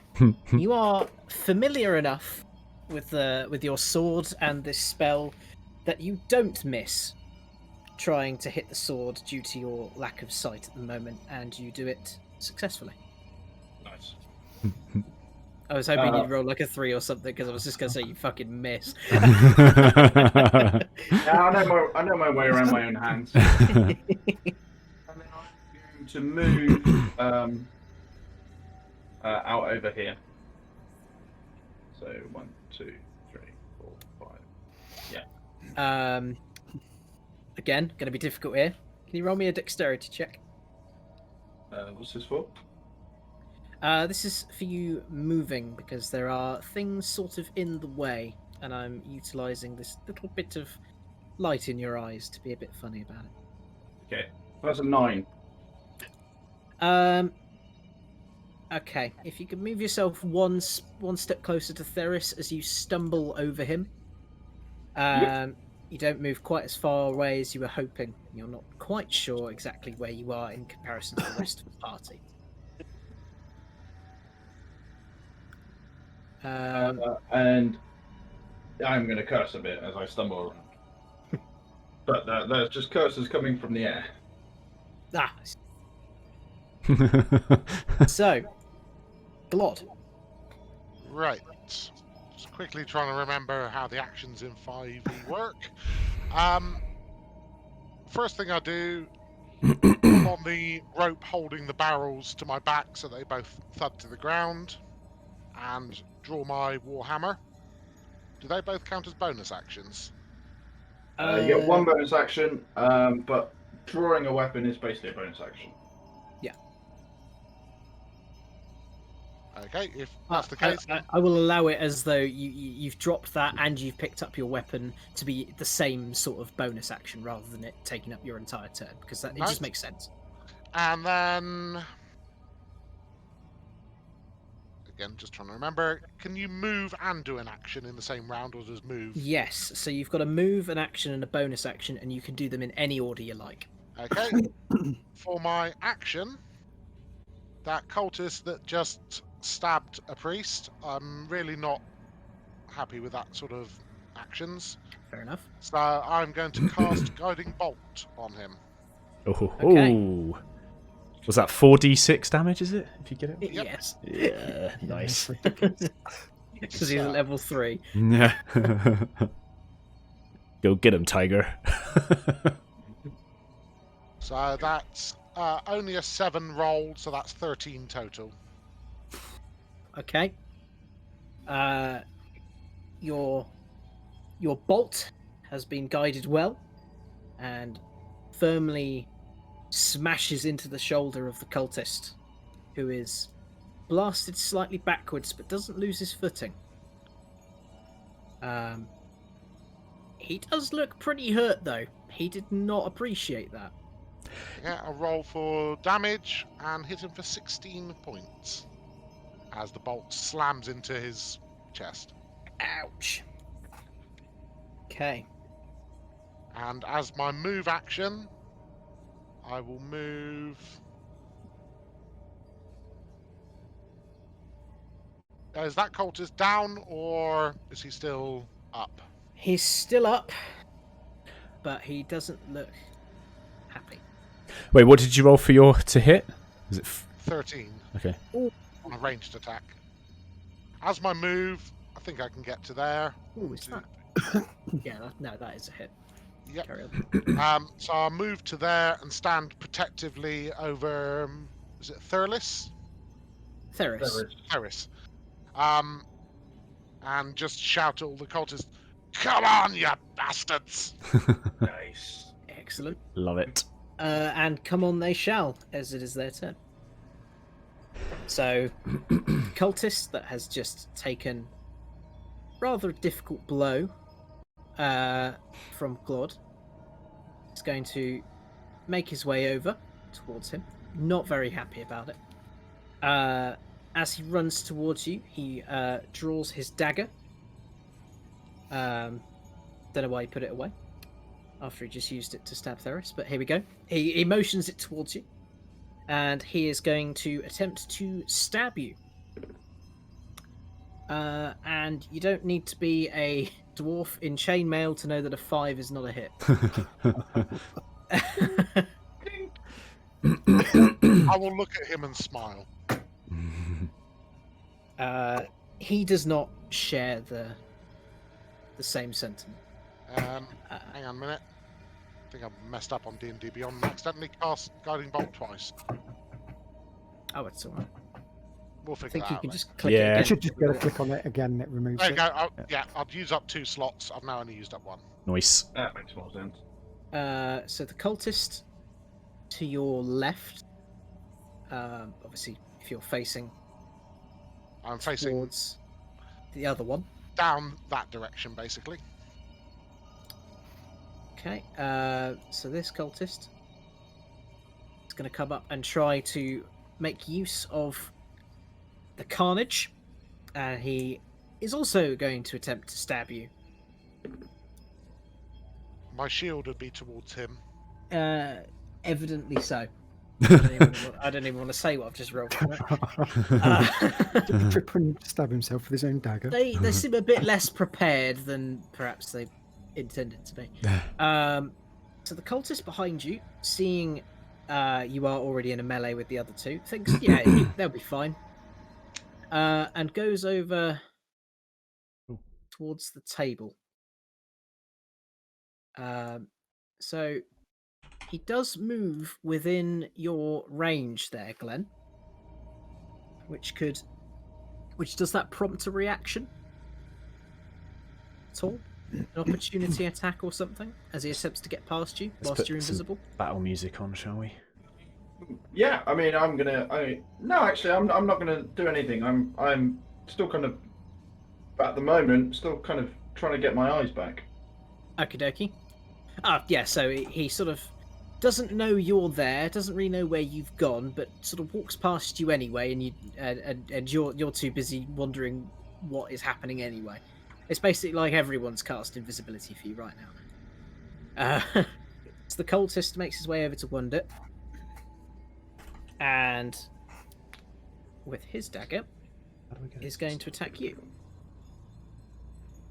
So he has rolled a 10. Nope. I've got Nope. 12. They're quite rubbish. And then the final cultist will make his way over. Not able to get into range just yet as the rest of them fight off the guards. So, generally there's just the jeering cries of cultists begging to spill blood for their goddess of darkness. You know this. You know the drill. So I'm just stood at the altar, just still chuckling to myself Essentially, yeah. after hearing the moans and curses of Glenn as he stumbled past, just chuckling away. Jin. Yeah, so is a square 5 foot or 10 foot? I'm making it 5. There's Okay. a lovely little ruler icon you've got Where's that? on the right hand side. On the right hand side. Oh yeah, I see. Oh yeah, nice. Cool. Okay, so I will move 5, 10, 15, 20. 5, 10, 15. I will also move in sort of like a protective fashion to here. Okay. And I will strike the cultist with my short sword, which I have. Excellent. I don't need to use a bonus action because I've already it's still in my hand. Yep. And yeah, I'll make an attack. So presumably, it will be. Let me get my short sword up. +1 to your attack. So if I'm looking at the character sheet here, it's got the hit/DC. Yeah, that's what I need to look Yep. at. So Cool. yours will be +6 to this roll because Nice. you already get +5. That is a 24. That hits. Yeah, so it's 1d6 plus 4. That is 7 damage. Oh, Nice. it's martial finesse. Don't know if that does anything extra. Probably not. No, it's just sort Finesse of a- just means you can use either strength or dex to Or attack. Dex, yeah. Gotcha. yeah, and Okay. D&D Beyond will have automatically scaled it to The best your one. most efficient. Yeah. Awesome. So That's 7 damage. as you stride towards Theris and the cultist in order to protect him, you swing in an arcing motion across, slicing the cultist that Glod had already absolutely hammered into with his guiding bolt. And Oh, you simply... You should have got a bonus with the guiding bolt You as get well. advantage as well. Yes. I don't Oh. think you needed it. I know. No. I I didn't need it. if is he dead or not? Because otherwise I'll roll it again see if I crit. As I was just about to say, you simply strike exactly where the guiding bolt had done, and you Awesome. instantly incapacitate him. Sheds is on the stream. Saps. Is he? He just put lol. Finally joined. Amazing. So, okay, so as a... I've used a move, an action. Do I get a bonus action now, or not? Yeah, you have a bonus action. What can I do with my bonus action? Can I make a move? Or it says I can do... Bonus actions. that you Step are of the able to Wind. Use Bonus action, you can use a key point as a bonus action to make some unarmed strikes, I believe. Chi. It's Key chi. points are quite valuable, though. Patient... Right. Patient defense. You can spend 1 chi point to take the dodge action as a bonus action on your turn. No, I don't need to do that. I will just move in that case. Oh, hang on. Well, you didn't use your full 30, did you? So you can still. No, I have 40 actually. Oh yes, you do. So okay, in that case, then I will move to be beside Glod, as I can see that he's obviously making a move to do something good and protect, and obviously it's good. I want to help him. So then that will take. That's my move, and then I guess as a bonus action, from that angle, can I hit the other cultist? Or was that no? That would be an attack move, wouldn't it? Oh yeah, but if I've You can spend a point and do an attack as a bonus action. Yeah, you can engage in 2-weapon fighting because when you take the attack action and attack with a light melee weapon, which is what the short sword is, yeah. holding in one hand, you can use a bonus action to attack with a different light melee weapon that you're holding in the other hand. Which Yeah. would be, You would need a dagger or You can do another you can short do sword. It could be You can't do unarmed, one right? You can't attack twice with the same weapon. Yeah, so it'd be an unarmed strike. attack. Yeah, so Yeah. I would spend a chi point then to do flurry of blows. oh yes, there you go. That's how you do it. Yeah. So you can do 2 unarmed strikes against this cultist. Yep, so bonus action, 2 unarmed strikes, so I get a +5 to each of these. But do I get the advantage of the... Oh no, I don't, because it wasn't hit by guiding bolt, so... Okay, so the first one is a... Wow, 24. Yep, The second one... hits. The second one is +5, a 13. Okay, so they both hit. Excellent. So 1d4 +3 to each of these. So +3, so a 5 and a 5, so 10 damage. 10 damage. So as you cut down one cultist, you then step forwards at a speed this cultist is not expecting you to move at, and you sort of use your other hand to strike him extremely hard in some more vital areas, Yeah. winding him quite nicely, but he's still up, but a bit stunned. Cool. And yeah, that's my turn. it's your turn. And then, last but not least, we have Wundet. Right. I think it's time for some rage. I would absolutely agree. Yes, no rage. The Raging Gnome! Ah, Super Scion! And Oh, it's so cute. that guy in front of me is going to get the full force of my two-handed hammer to the knees. With his knee cracker, his hammer knee cracker. Right. Which one do I want? This one here. And I get a natural 20. Oh, yes! I think he cracked his knee. Okay, He hurt his knee. well, that hits. That's amazing. First attack roll. So that's how does critical damage work again? Is it you roll it twice, or do you just double whatever you roll? I don't remember. Your discretion. Oh, Yeah. I'm allowed to pick, aren't I? I think it's like kind of. I think it has it not worked out for you there because It did. You just rolled 21. because it's given me a crit, 21 crit. Oh, what's Okay, it? So yeah. you've rolled and you've hit for 21 damage in total. Yeah.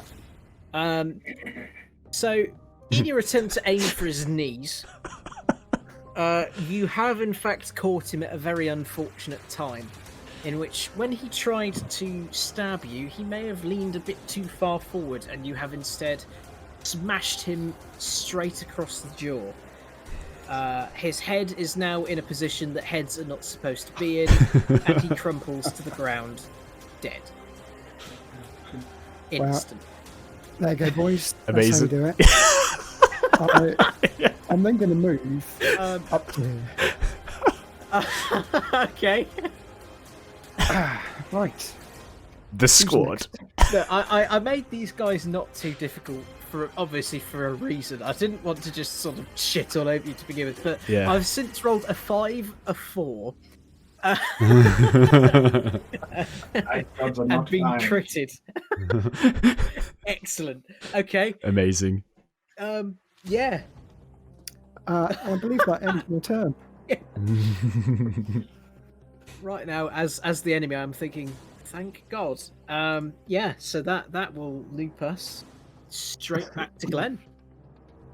Excellent. How's my vision? Am I back to normal yet? Give me a Constitution.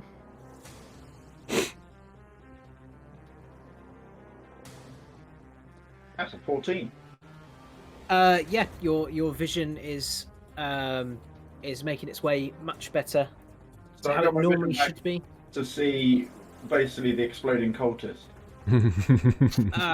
Yes, you have essentially seen what at first was a blob. You can now see is sort of a fuzzy-looking person crumple to the ground in a heap, and a 3-foot-tall barbarian run past you, screaming with rage. Can I see the others? Chuckling See to Terrace, myself. Oh my God. laying on the floor and so on. Sorry. I see Theros and the others. Yes. You can't see them perfectly, but yes, you know where people are. Them though, right? Yeah, you're all good. Cool. So I'm going to move up to here, and I'm going to. Let's see. Satan's arrived. I'm going to drop invisibility,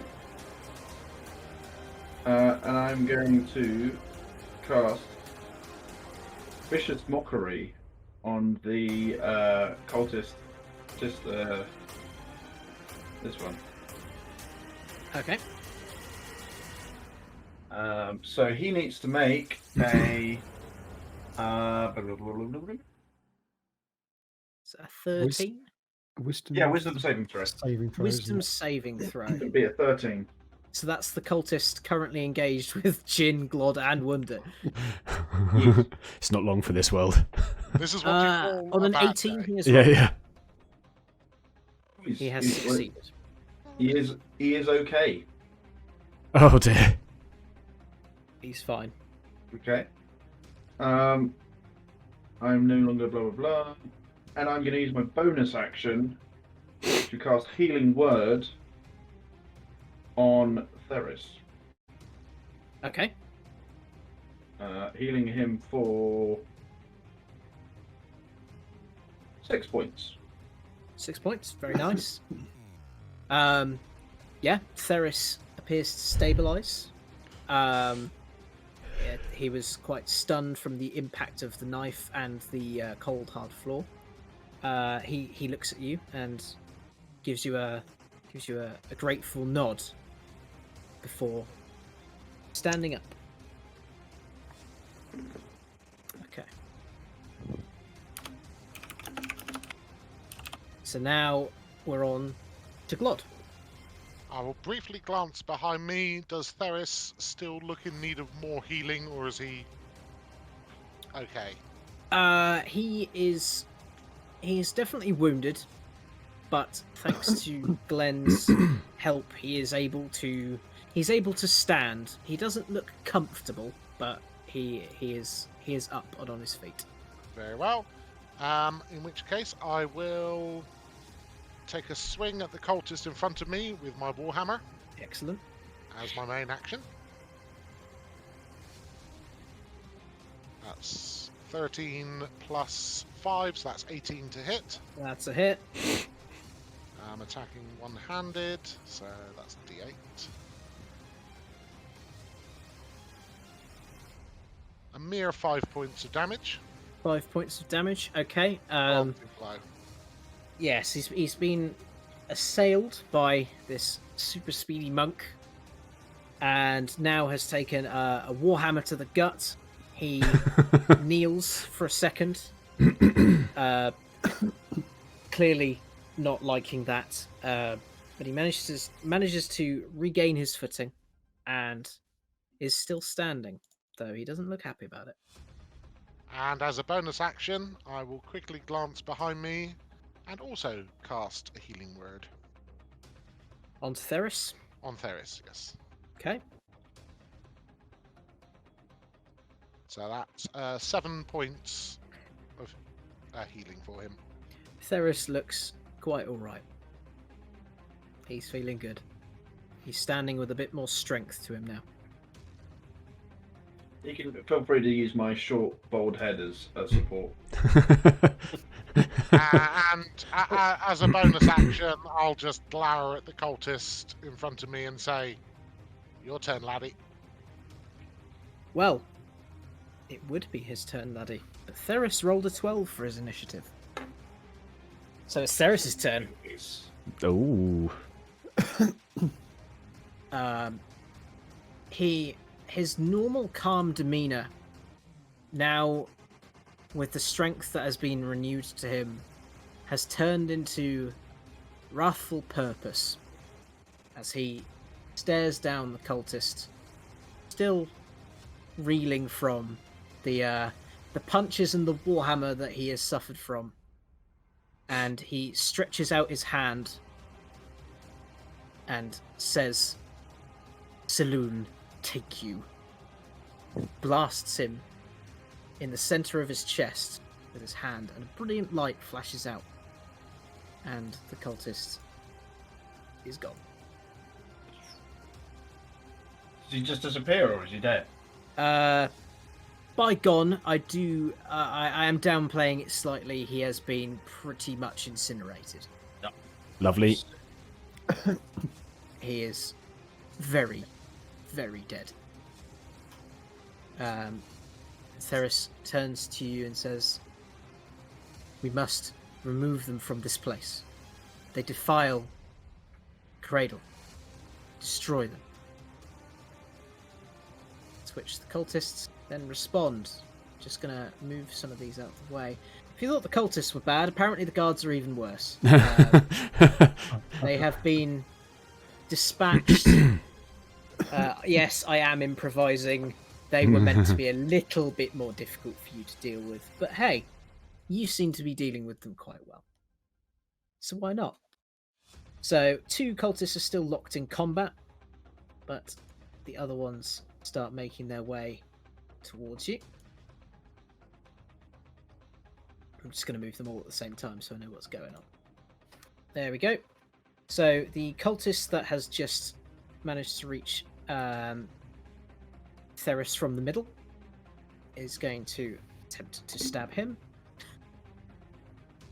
Let's try the other one.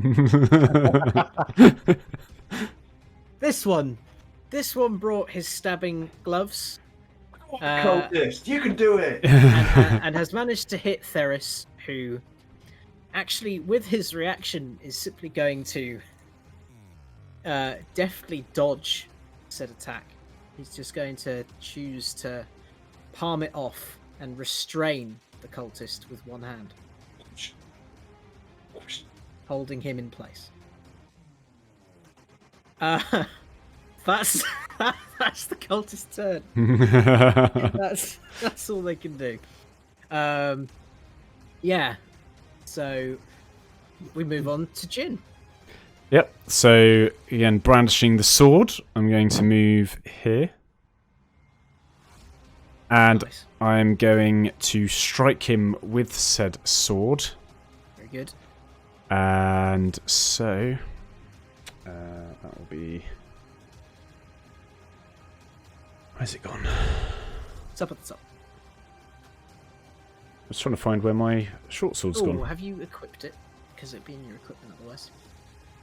Should No, be that's a good equipped. point. You've got to, equip Yeah, it go and to then it'll show up in your equipment and attacks then and equip it. features. Well, I equipped it last turn. It's no longer there. It's literally disappeared. It's gone. Right. It's gone. Okay. We know what it was. It was +6, wasn't it? Yeah, it was Oh, +6, but I don't right? remember the damage. That's the problem. And I'm pretty sure I can add it very quickly. So short Damage sword would be damage. 1d6 plus 4. Manage equipment. Add items. Short sword. Well, it's a shame the items are being very difficult because Yeah. There we go. Say that again. Cool. Actions. There we go. sorted. Right. I rolled Roll to hit. a 9. That does not hit. This cultist manages to see you coming and ducks under your swing. And what can I do for bonus actions? Have you taken action? No, I don't want to really spend any more chi points. Yeah, when you use the attack action with an unarmed strike or a monk weapon on your turn, you can make one unarmed strike as a bonus action. So Is you that- don't have to flurry of blows. No. For the purpose of this sword, because basically, just as an addendum, all of your items have now attuned to you. Right. Okay. Perfect.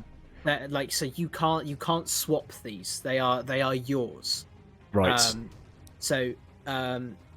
And I did make a little mental note for myself that if you did get this weapon, I would count it as a monk weapon for you because it is magical.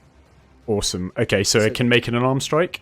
Yeah, so you can just punch him in the face. Cool. Well, hopefully. That should do it. That is 16. Yeah, that hits.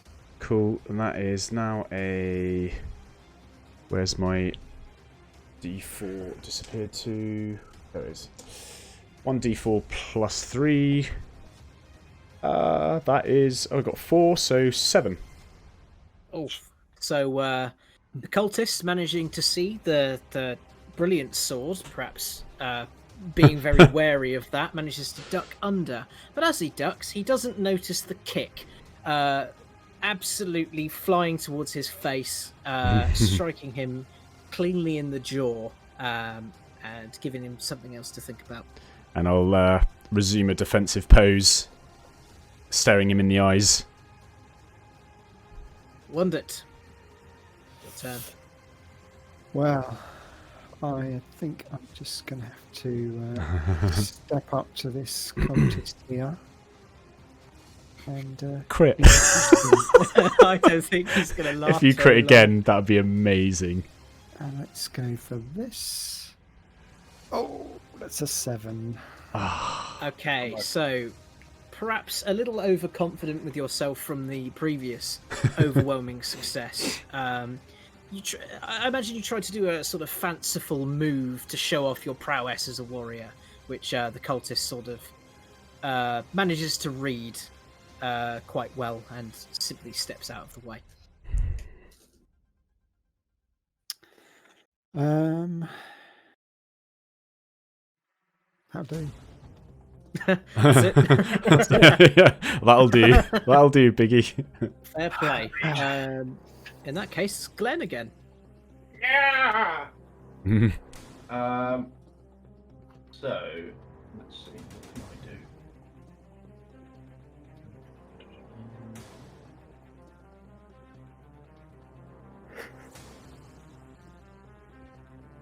Okay, the cultist in the middle, if that makes sense. Yes. This guy. I am going to cast Tasha's Hideous Laughter Ah. on that cultist, so it needs to make a Wisdom save. 13 plus 13 again? plus, yeah. Well, it would help if I rolled it on. So apparently this cultist is very wise and is unaffected by your bardic magic. And I'm gonna move. If I can move, I'm gonna move back here, behind the pillar. I am brave. Hello. You can't see me. Excellent. Is that your turn? Yeah, that's everything. That's Glod. action and my movement. What are Glod. these cultists wearing? Is just robes, or do they have any metal armor? So they are basically wearing the same as the guards. It's sort of cloak with some small measure of leather plating underneath it. Only leather. Okay. Hence why these slightly lower end rolls are managing to smack them around a bit. In which case, I will move up to there, and I'll be attacking this cultist here. Excellent. Before I do so, So far, unharmed cultist. that's about to change. I will be casting Searing Smite at level 2. Oh It's a dear. bonus action. Ooh. Auto success, and then I will so I'll just do a flick of my wrist that's holding the Warhammer, and the Warhammer is now glowing white hot, Excellent. and I will swing it in at his general disposition, Okay. and that's a natural 20. Oh! So Ding ding ding ding ding. So that's one moment, one. caller. That's 1d8 from the Warhammer plus 2d6 from the Searing Smite, doubled. Yeah. So And that your is, modifiers. so that is a 7 for the Warhammer, plus Yep. 7 for the fire, plus 3 for my strength. So that's 17 times 2 is 34 points of damage. 31. So As the strength only apply once. Yeah, the Yes, modifiers. the Modifier modifier. only Still, I think that cultist oh, is no, I melted. only hit him for 31 points Yeah. of damage. Glod, come on, mate. So this I'm slacking, I cultist, really Yeah, I know. Come on. this cultist is quite brazen in his ability to dodge bardic magic.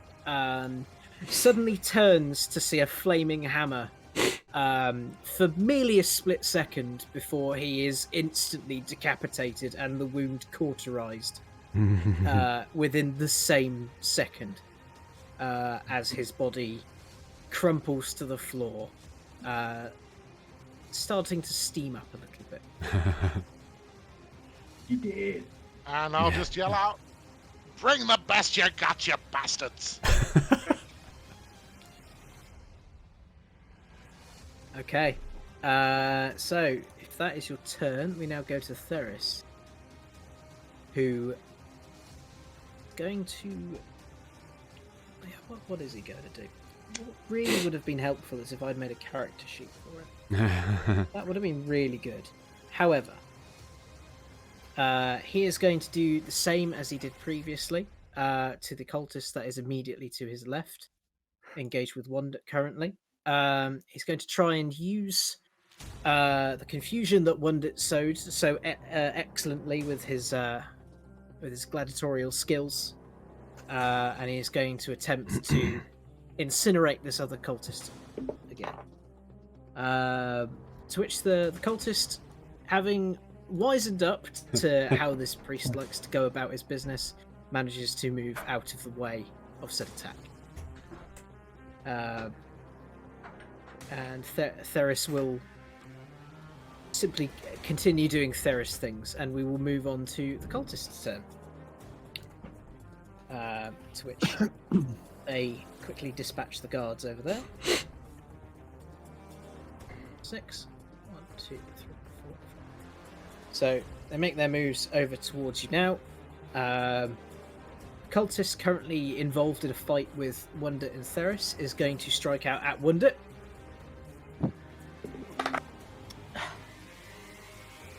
Rolling a 7.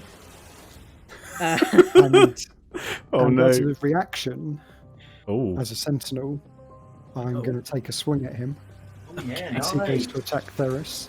oh, that's a point. What's my? He was attacking you. Oh, he's attacking me. Can I take a reaction and punch him back anyway?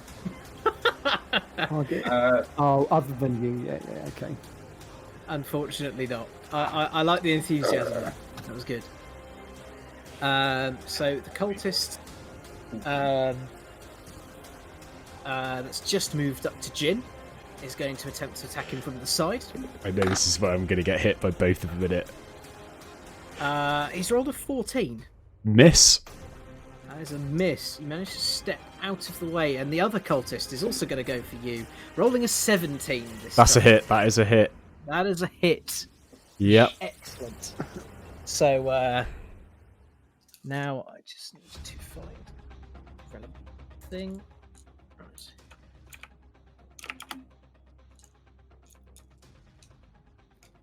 Right. He rolls 6 for the damage as well. So Okay. you've taken 6 points of damage as the knife plunges into your shoulder, having Sure. moved back, dodged the other attack. The cultist at the back, however, starts chanting in a language. What is it? What language does everyone know? Let me just check. I know It goes something Common and like Elvish. I've got common, dwarvish, giant, and gnomish. Gnomish and halfling and common. Okay, so in a language none of you can understand, cultist starts chanting and moving his arms around in a sort of in almost an invisible spherical shape around him in front of him. And he seems to be looking towards the bodies of his fallen cultist friends. But that is all that appears to be happening as of right now. Jin, it is your turn. Okay, so on seeing this, I can feel the darkness of the magics emanating, and I believe it from my studies to be necromancy. So I'm going to use another chi point. Where's my chi points, please? Three of them. I'm trying to find the boxes to tick. Down at the bottom of actions. Oh, there we go. Okay, so I've used one already. I'm going to use a second one then to, as a bonus action, take Step of the Wind. Yep. So I can spend 1 chi point to take the disengage or dash action as a bonus action on my turn, and my jump distance is doubled. So basically I'm going to disengage from the current situation. Yep. And use it to come here. Okay. That should be, as I've got 40-foot movement, that should be plenty. Yes, that's Yep. fine. And and I'm going to attempt to stab him with my short sword. Excellent. Please, no, don't fail me. I got a 13. 13. That is a hit. Okay, so that is 1d6 plus 4. Big money, no whammies. That is 8 damage. Not bad. 8 damage. Well, you notice that the cultist turns just as you swing down and uses this invisible orb of energy to try and capture your blade. Ooh. But obviously, not understanding quite what it is, does not manage to stop it as though he was perhaps intending, but it does slow it down. So he has halved your damage there. Interesting. Okay. So it takes a bit more a nick than an outright. So I've done my bonus action, a move, and an action. That's it. That's all I can do then. That's you done. Yep. We come to Wonder then. Okay. Once again, The guy in front of me is gonna get absolutely take the hammered. full force with an 11. That is a miss. Oof. I'm raging. So the cultist, seemingly quite quick, quite nippy. This one, it's sort of just moving around the absolute assault he is coming under from a barbarian and one rather pissed off priest, who seems to be able to incinerate people with his hands. So I imagine he is moving as fast as he possibly can. Anything else? No, that's it. I Okay. would deal with him. Sure. Just warming up, swinging blows at the moment. You were lucky with the first one. That's all it is. So, Glenn, come back to Okay. you. I am going to grab my crossbow, and Okay. I am going to take a shot at.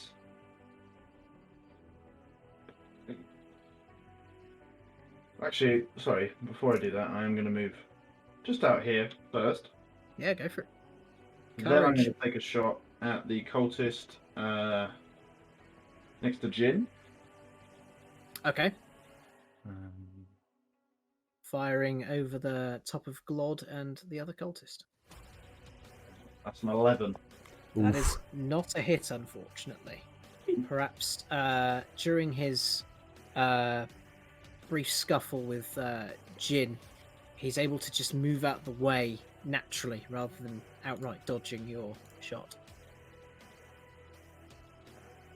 Okay, and I'm going to move. So I've moved 10 feet.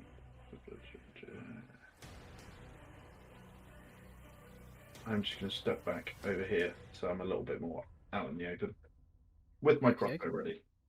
Sorted. Okay, that leads us to Glod. Is that one diagonally to me within... Yeah, diagonal counts as melee range, doesn't it? Yeah. Yes. In which case, I'm going to swing a warhammer in the general direction of his big ugly face. Yeah, that makes sense. And you don't know if he's ugly or not. He's wearing a cowl. Oh, I'm pretty sure with that natural 20, he's not. Oh my goodness. Just remove him from the battlefield. Just okay. Does that still have Searing Smite on it? No, that's only for the next attack. Okay. And a So fairly unfortunate damage roll, only 9 in total. okay. So Rolled 3 on the d8. Times 2 unlucky. plus 3. So he does take a hit. I have He injured has- him already, don't forget. Oh yes. How much damage did you do again? I can't remember. It was like... 5 or 6, points? something like that. It was- No, it that was 7 or 8 the- points, wasn't it? Yeah, it was like 7 or 8 points. I You think just 7. did 8 to this Or 8. cultist that you're in combat with. So let's here. go 7 to the one that Glod just hit then. Yep, that's fine. So he's still standing, but obviously taking a. Oh yes, because you kicked him in the mouth, didn't you? Yeah. Yeah. So taking a foot and a warhammer in his general direction has not been healthy for his general lifestyle, but he's still standing up. What did you get, Claude? And I will move into there. Yep. Not caring about any potential attack of opportunity. Can't take one because you haven't moved outside of his melee range. Ah. Aha! It's only when you move outside. Yep. And I'll just say to them, come on, only 2 of you? That's not fair for you. Love it. Okay, so that was Glod. Theris's turn. Theris, also being quite akin to the light and its machinations, is going to attempt to stop this cultist that you are in combat with, Jin. Yep. From enacting whatever fell ritual or spell he is planning. So, as he projects this sort of fiery sunlight that he has been emitting from his hands, he does in fact miss cultist. Perhaps trying a bit too hard to not hit you as his friend. Ooh, friend. And he will, as a secondary action, he will cast spell Shield of Faith onto Wounded, Aha. which gives you a +2 to your armor class. Need some of that. Well, you don't at the moment. He feels as though it would just be a good gesture. Yeah. We love Sees him just gestures. swinging wildly and missing everything. Okay, so now it's the cultist's turn.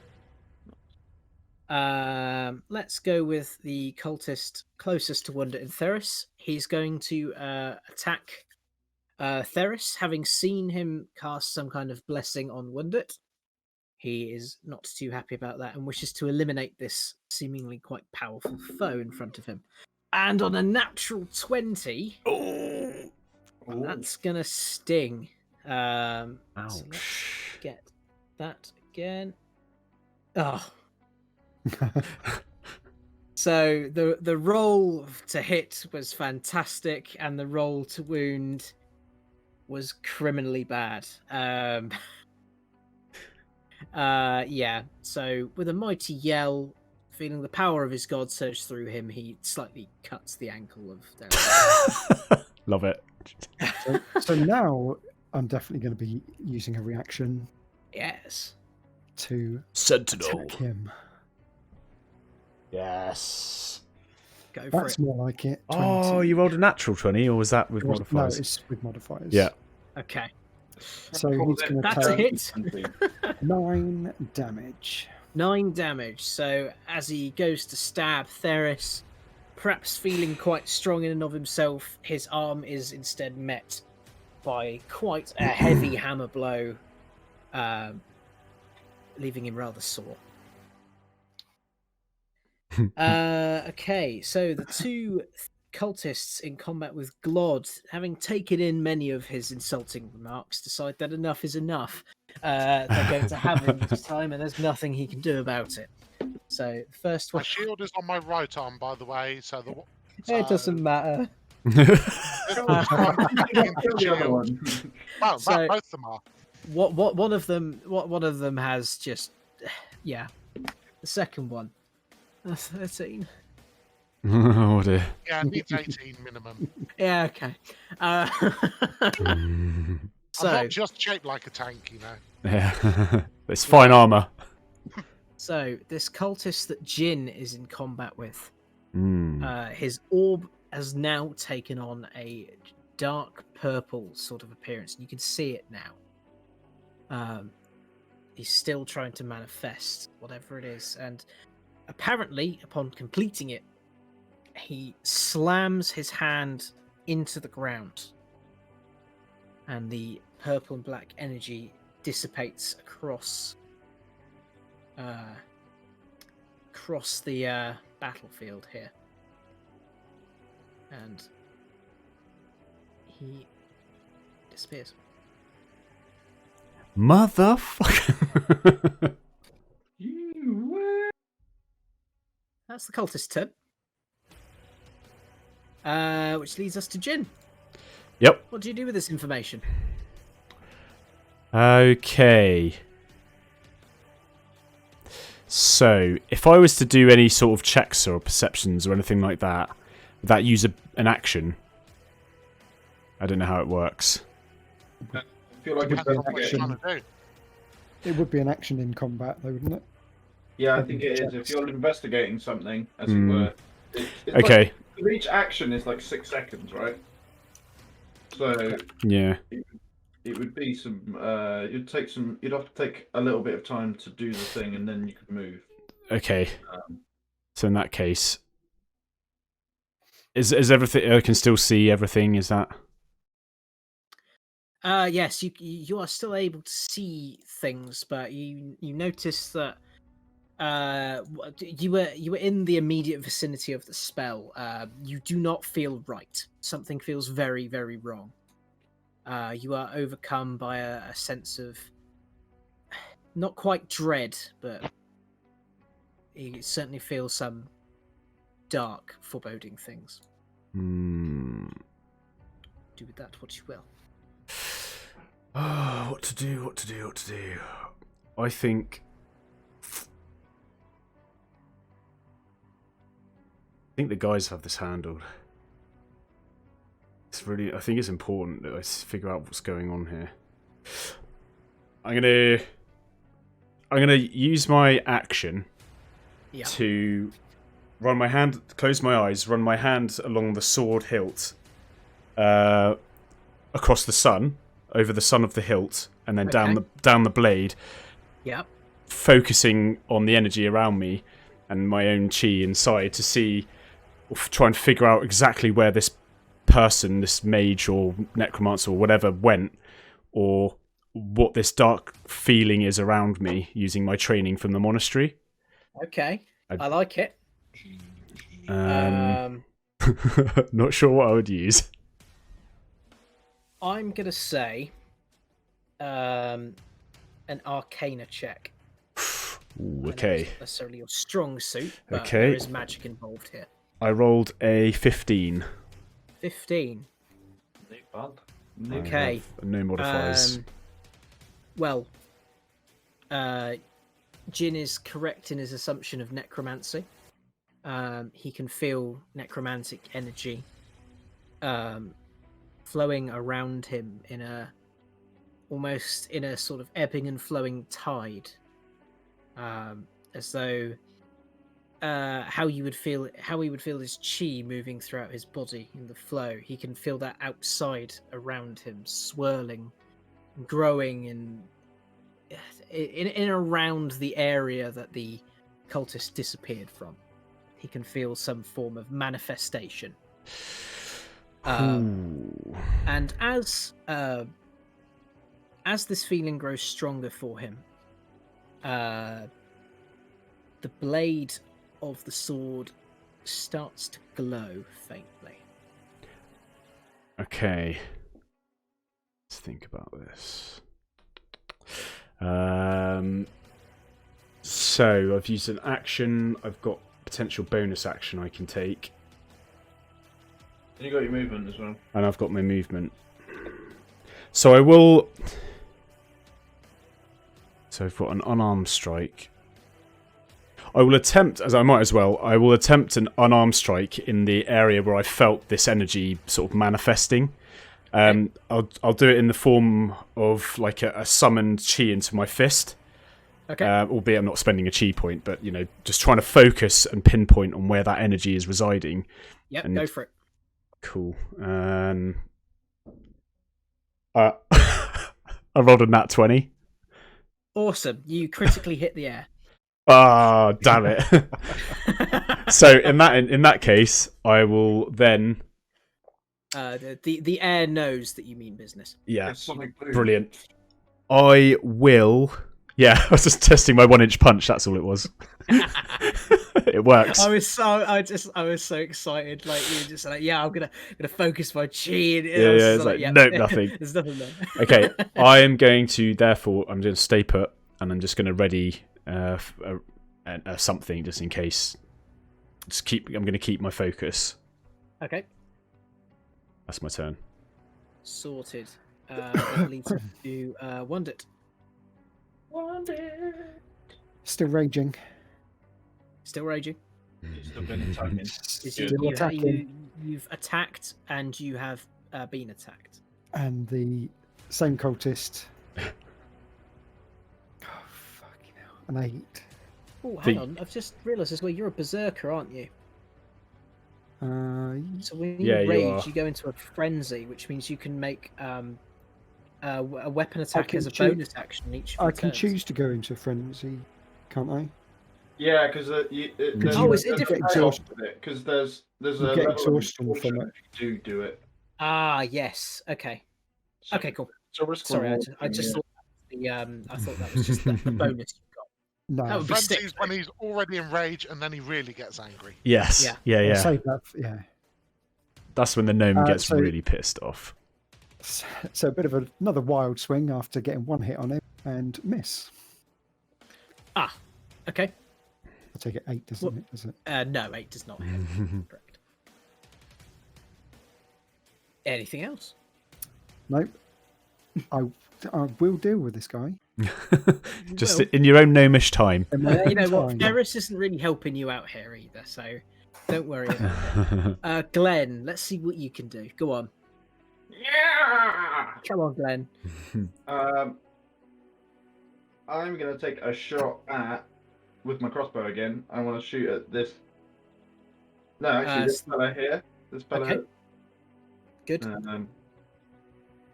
Yeah, to this side, and let's see what I get. Come on, crossbow. That's more like it. That's an 18 to hit. That does hit.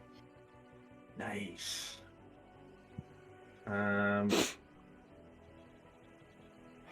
Okay, and we've got that is 4 points of damage, Yep. but I would like to use Psychic my blades. psychic blades ability. Yeah, I was just reading that, and I thought that would be good. Is this the Ooh. one that's already been hit? Yeah, this is when you hit a creature with a weapon attack, you can expend one use of your Bardic Inspiration to deal an extra 2d6 damage. Oh, Nice. nice. And is this the cultist that's been punched in the face with a No. foot and a warhammer? No. No. Now that's the other one. Okay, cool. Yeah. So this guy's a fresh target. Yeah. It's this one just here on the. Awesome. Right, go on. Don't make 2d6 happen on. Give him a D&D. whack. Why can't I? Oh, here we go.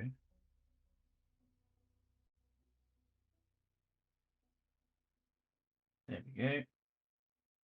And that's another 4, so that's 8 points of damage altogether. You rolled a Nice. 4 on a 2d6. Oof. I know. Oof. Yeah. Not the best rolls, but I hit nonetheless. That is, yes. So, Any hit's better than nothing.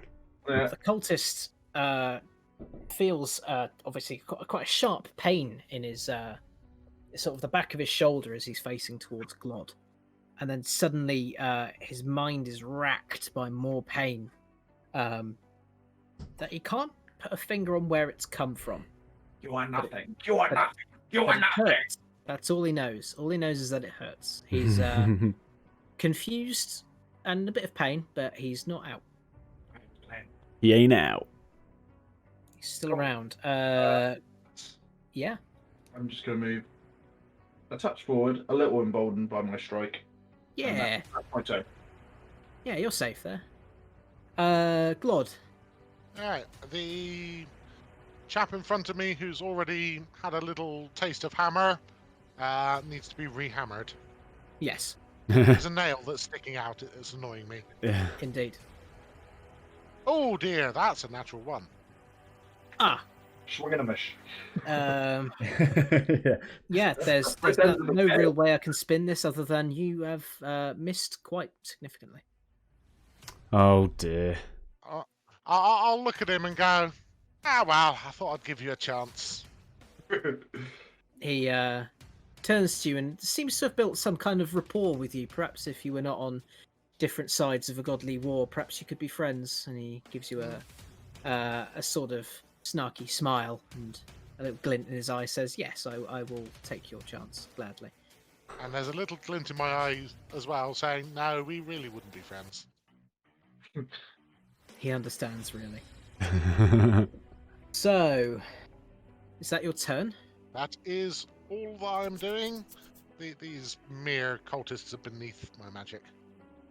Okay. So there's 3 cultists left. Excellent. Suddenly, all 3 cultists drop dead. Oh, Ooh. They seem to have been pulled somewhere, if that's the right word.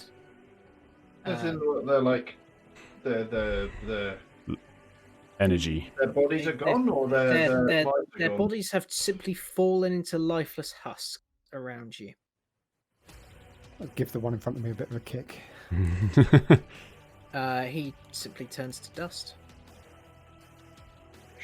The Rubric Marines. But as they've died, Rubric cultists. this sudden swirling dark energy I know what's gonna fucking happen now. manifests into a sort of a dark orb. About here. As the energies of the cultists are siphoned into that sort of spot. Glod, could you make a wisdom saving throw for me?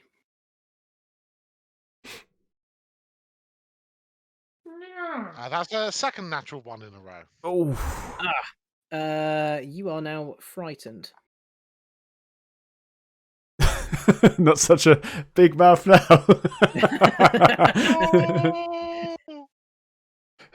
No, laddie. No. Do not be afeared. Cool. So, because normally the frightened status effect is used on, say, like a creature or a physical entity, for now, at least, that's going to mean that you cannot move, because you are overcome with fear. I will stay there, trembling slightly. Do not be afeared. Ferris stumbles back slightly, as though pained by something. Though he doesn't appear shaken, only concerned, as to the nature of this shadowy form taken in front of him. He attempts to reach his hand out towards it, and quickly snaps his hand back as the shape lashes out like a solar flare towards him. And suddenly, the energy bursts out into a much. I need to move that, but into a much larger burst of darkness energy there. So, if Glenn, Glod, and Wundert could please make a wisdom saving throw. Wisdom saving throw against magic. I have advantage. This time I get 24. Oh, wow. Okay. So I rolled a 7 on that, but I get to roll again for advantage, don't I? Yes, you do, yeah. Yep. Okay. 14. 14. Excellent. Glenn? So I've got advantage against being frightened. On saving throws. Yeah, roll again. So I got a 13 for my first roll. Okay. And Oof. unnatural 20 for the second. Oh, wow. Okay.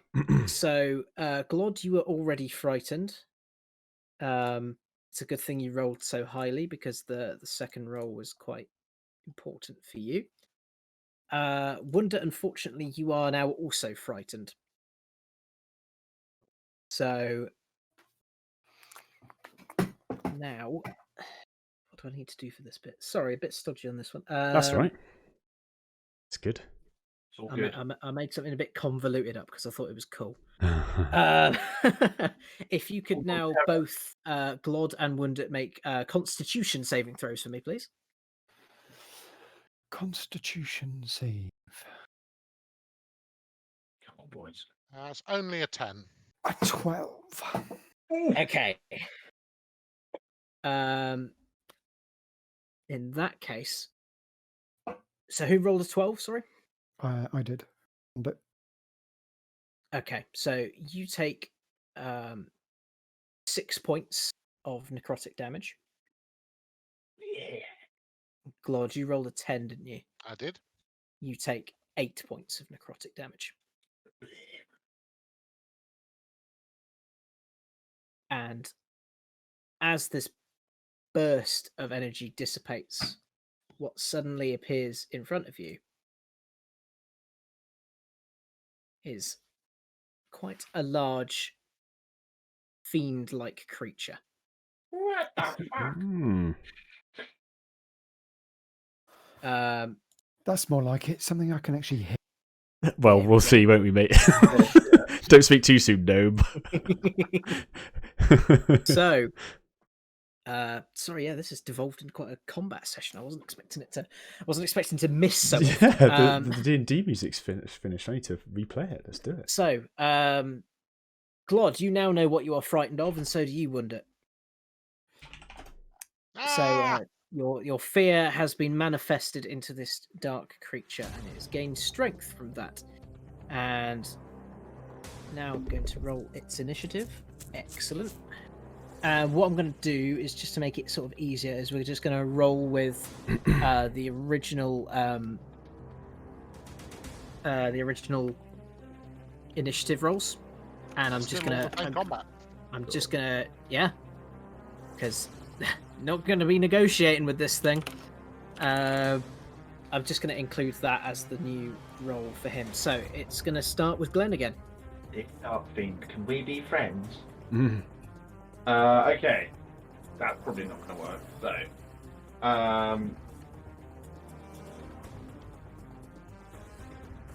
as my bonus action, I want to call out to. I'm going to call out to Glod, and I'm gonna, as I saw him kind of looking afraid and everything else like that, and I want to. This is a bonus action. I want to give him a Bardic Inspiration dice. Okay. That's a 1d6, big whammy, which he can add to an attack roll or saving throw or ability check Ooh, nice. for the next 10 minutes. This can be added after seeing the roll, but before knowing the outcome. So make sure you let me know what you roll, and then say whether you're going to use it or not. But then I would like to. Yeah, I'm going to cast Vicious Mockery on this. This fiendish creature. Very nice. It needs to make a Wisdom saving throw. 13 plus. It fails. So it takes a whopping 3 points of damage, Okay. but it has disadvantage on the next attack roll it makes. Excellent. And I am also going to move back here. I am done what I can. I am Glenn. Protect me, valiant ones. Okay, what you? Yeah. My voice must not be harmed. Okay, so if Glenn is done being the courageous warrior that he is, it's Galod's turn. I will. Can I attempt a further saving throw to steady myself and dispel the fear? Does that happen at the start or the end of your turn? I can't remember. Neither can I. Let me check. I was trying to look through the actions while Glenn was having his turn, but I couldn't find it. I am going to say do it at the end of your turn, because otherwise there'd be no fun. Very well. In which case, can I move in to attack at a disadvantage, or am I too You dead? cannot willingly move closer to the source of your fear, so you can't willingly move towards this thing. Just have to cast a spell at it instead, then I suppose. Apparently so. I'll chuck a guiding bolt at him. And this Or will be attempt at disadvantage. Okay. So 20 twice. 6 is the lower roll, so that's 12 in total to hit. Okay, so that misses. And I will not make any further movements or bonus actions. So at the end of my turn, I will roll Wisdom saving throw again. Go for it. Is that also at disadvantage? No, that's just a regular one. That is 14. Not yet. You are still frightened. Ah! Essentially, yes. So coming up next, so we got Glenn and it's the Dark Fiend's turn. He has spotted Theris, seeing him as a threat, given his power within the light. He's going to make an attack towards him. I should have mentioned as well that Theris also failed his wisdom saving throw and is frightened of this thing too. Oh dear. Okay. So Dark Fiend has hit Theris. Right. Let's just get the dice. And has hit him for 8 damage. So Theris is wounded. So can I take a reaction again? Oh yes, you can, because you have Sentinel. For the love of God. So it's with disadvantage though, is it? Because I'm frightened. Reaction. Oh, It would be, wouldn't so it? It has disadvantage on ability checks and attack rolls. Yes, so you're making an attack, so you have disadvantage. Okay. So it's a 13 and a 19. So 13 was the lowest. That hits. That hits. Ooh. Yeah, God, you were really 10, close. 12 damage. I Nice. just realised after the end of the turn I forgot about the Bardic bonus. Really should have used it. Never mind. Ah, yes. You did say though, didn't you?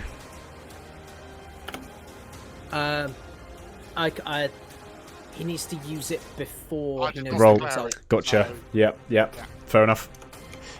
Oh dear. Okay, so you have hit this thing, and it recoils, surprised at at this this sudden hit of raw iron. Didn't even see him. Looks down. Oh, there you are. Yeah, come on then. It seems Come on, almost sir. offended that such a a physical realm weapon has hurt it. I'll bite your ankles off. The little guy. Come on. And yeah, it's going to then try and I need to look for this thing now. Give me just a second. Actually, Wonder, could you make a dexterity saving throw for me? A dexterity saving throw.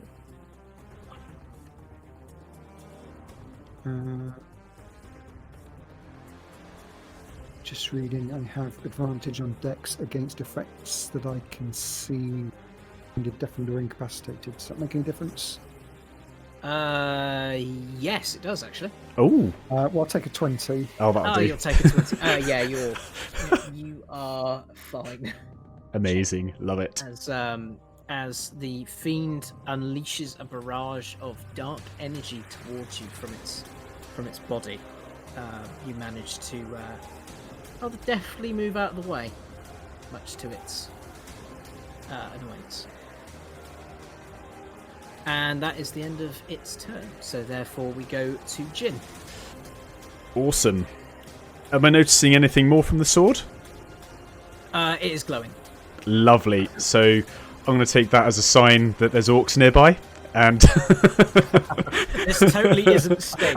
It's Yeah. not. I promise. I promise I didn't watch Lord of the Rings immediately before making this. is this thing possible to be flanked? Because I was here, and I'm presuming it. Flank. That would be flank. So I'm sort of moving Jin to here. Yeah. Well, as long as you're directly opposite, then you count as flanking. which is I'm gonna want to do that if I can. Go for it. Cool. So that means I have advantage, right? Is that Yes. on attack roll? I'll say yes to that. Okay. I will then attempt to stab it with my short sword. Excellent.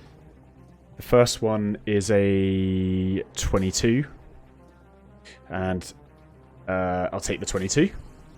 Yep, that hits. So then that's 1d6 plus 4. I do 6 damage to it.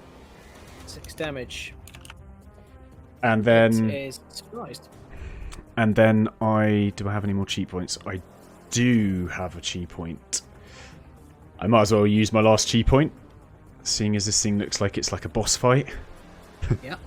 So as a bonus action, I will do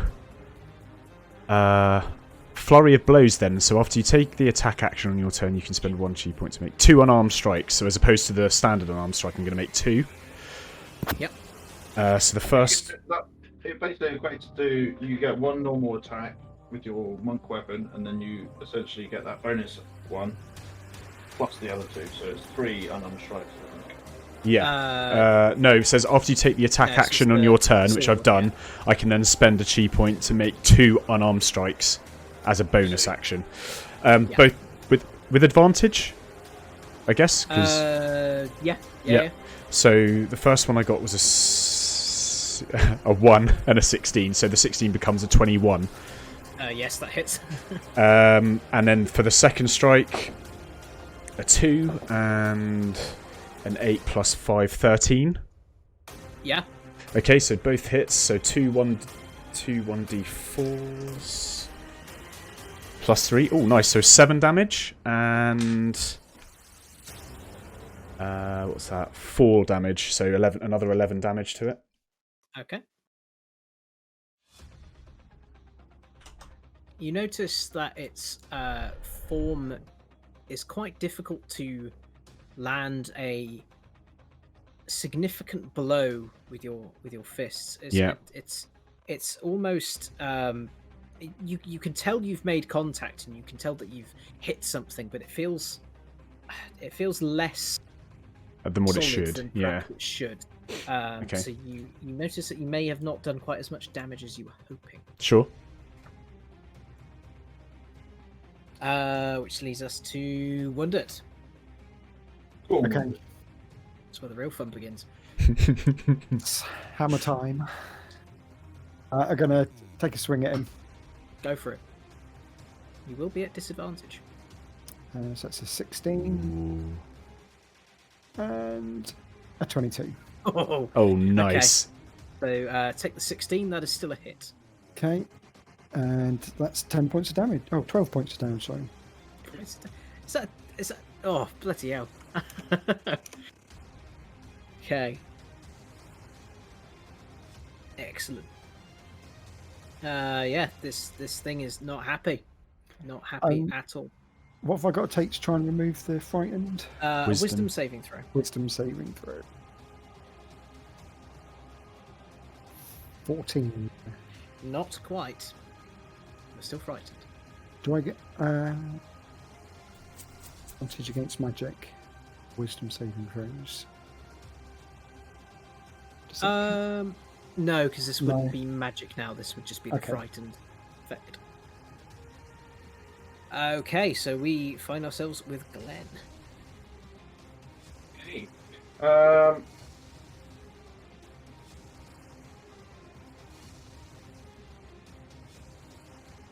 I'm going to fire my crossbow at the Dark Fiend. Go for it. Not so much. That's a 7. That is a miss. And as my action, and then as my bonus action. No, nothing. I'm just gonna.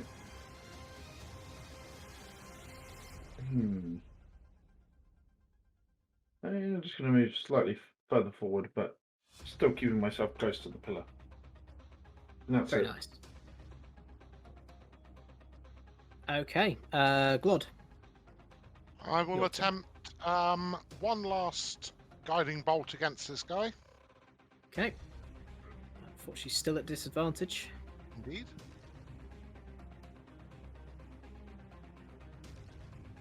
Well, that's a 14 and a 20, so I'll take the 14. And it still So hits. that's plus 20. That's 20 in total with bonus. The Bardic are you? Oh, with I'm your not using modifier. Bardic Inspiration, no. Just a modifier. Okay, so you've hit on a 20 in total. Excellent. Okay. And I've got a cocked dice on that roll, so just going to re-roll them all again. So that's 12 points of damage against him. Oof. And the next attack roll made against the target has advantage. Very Ooh. nice. And He now, did not like that. at the end of the turn, I will roll my Wisdom saving throw. Go for it. And I will get a natural 20, so I'll still not use the Bardic Inspiration. Nice. And funnily enough, you are no longer frightened. As though Have that some was of a that, shock. you bastard. Yeah. Okay, it is now the Dark Fiend's turn. After being assailed by a lot of attacks, he is not happy. You can see that its motions have become much more frenzied and constant. So he's going to now make 2 attacks at the last geezer to have insulted him, and that will be wondered. First one is 11 plus 5 is 16. That's going to hit. Second one, is a 21 in total. They're both gonna hit. Don't you have that spell on you? Oh, Remember? was it? What, Shield of Faith? Shield of Faith. shield effect. Oh, so it's 14. So both hit anyway. Oh, Oh, it's still a okay, hit. fair enough. Okay, so you I tried. take 9 points of damage. 9 points of damage. Poor little Nomi. What type of damage is that? I'm not Uh, raging. Necrotic. Oh, you're not raging at the moment. Not raging because we dropped out of comp. Well, actually, I took damage, so that drops you out of rage, doesn't it?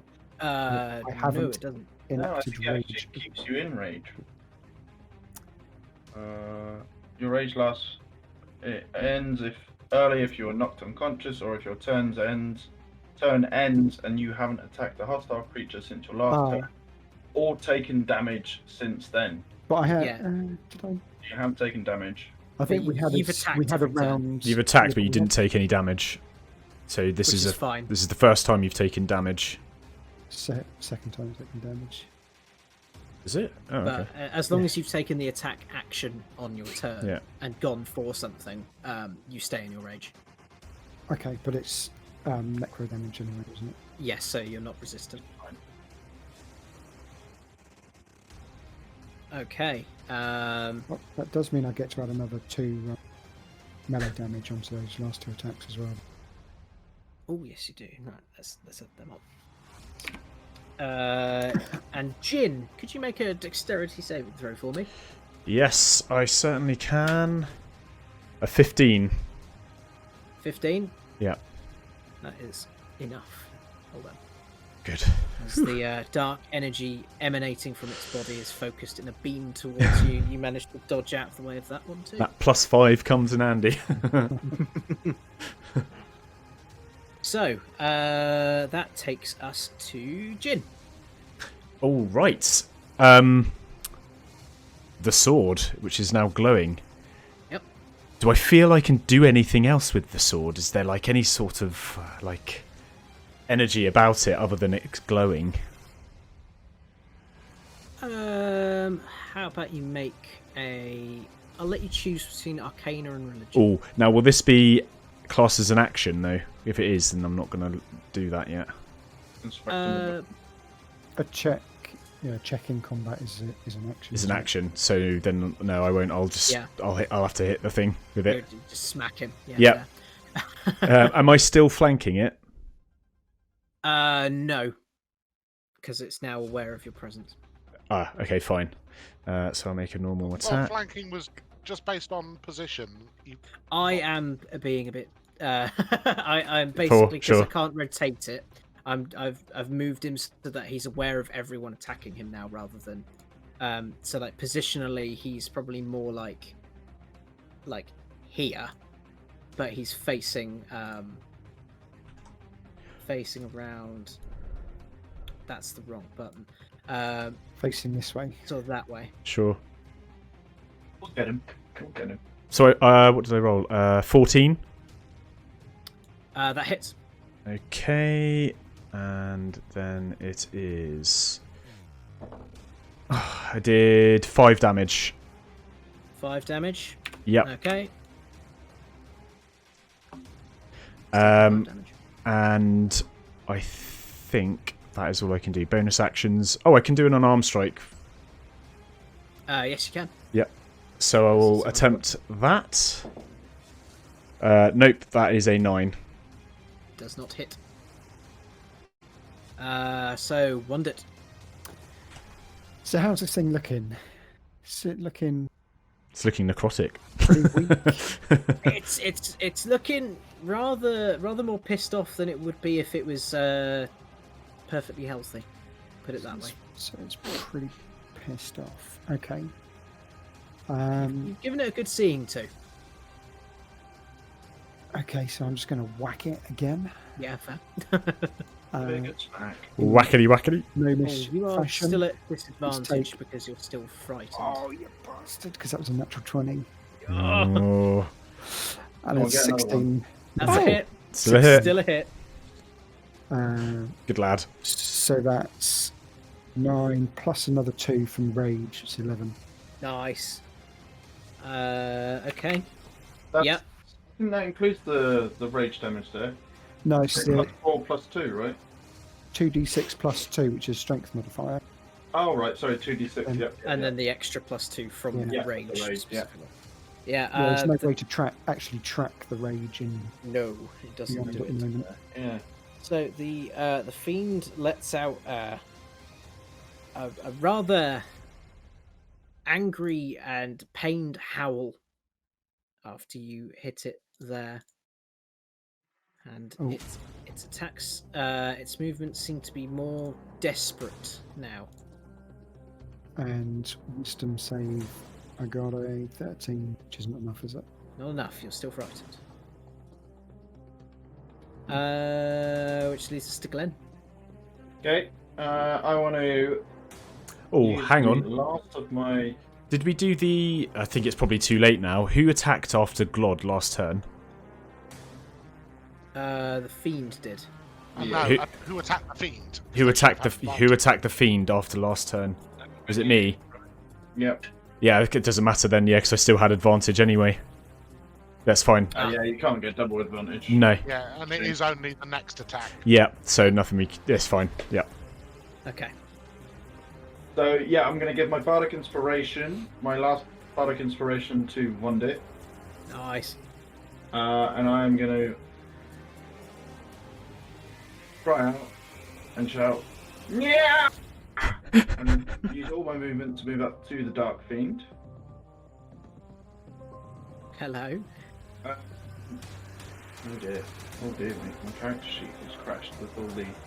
That's how terrified D&D Beyond is. Okay, and I'm going to cast at second level Thunder Wave. Oh, Ooh. So he needs to make a Constitution saving throw. He gets 13. oh, he's failed. Okay, he takes 13 points of damage, and he is pushed 10 feet away from me. So this way. Does that mean I could take a reaction because he's left my melee on? No, because it's not a movement he has taken. It's he's been blasted rather than It's worth a try. walked away. I think that is. Yeah, that hurt. That seemed to emanate across the whole creature. The creature is basically an amalgamation of bone and shadow given form, and your thunder wave has sort of reverberated along the physical side of the creature and sort of messed up its sort of arcane aspect. And it really seems to not like that. I'm breathing heavily and trying to hold myself up on my sword, but I'm staring at it, looking pissed off at it. Striking fear into its heart. Is that the end of Yeah. your turn? That is the end of my turn. We now come to Glod, who is no longer afraid. Alright. With a bellow, I will move up into melee against it. And just quickly, Bardic Inspiration. Can that apply to damage rolls as well, or is it just attack rolls? Just attack yeah. roll. You can't add it to damage. Are you Okay. sure? Yeah, you can attack it. Ability checks, attack rolls, or saving throws. Oh, yes, that's the other one. Yep. Okay. Well, I don't need to add it to that roll because that's a 19 plus 5 is 24. That's a hit. Solid hit. Come on, damage dice. Be nice to me. Or roll a 2, whatever you like. That's 5 damage in total. The dice gods have spoken. Yeah. You know what? I'm going to let you describe how you kill him. Whee! As I swing the warhammer through the cloud of bone and shadow, I hear 3 or 4 bones in succession crack, and the final part of the swing just dissolves this cloud of darkness into nothing. Very nice.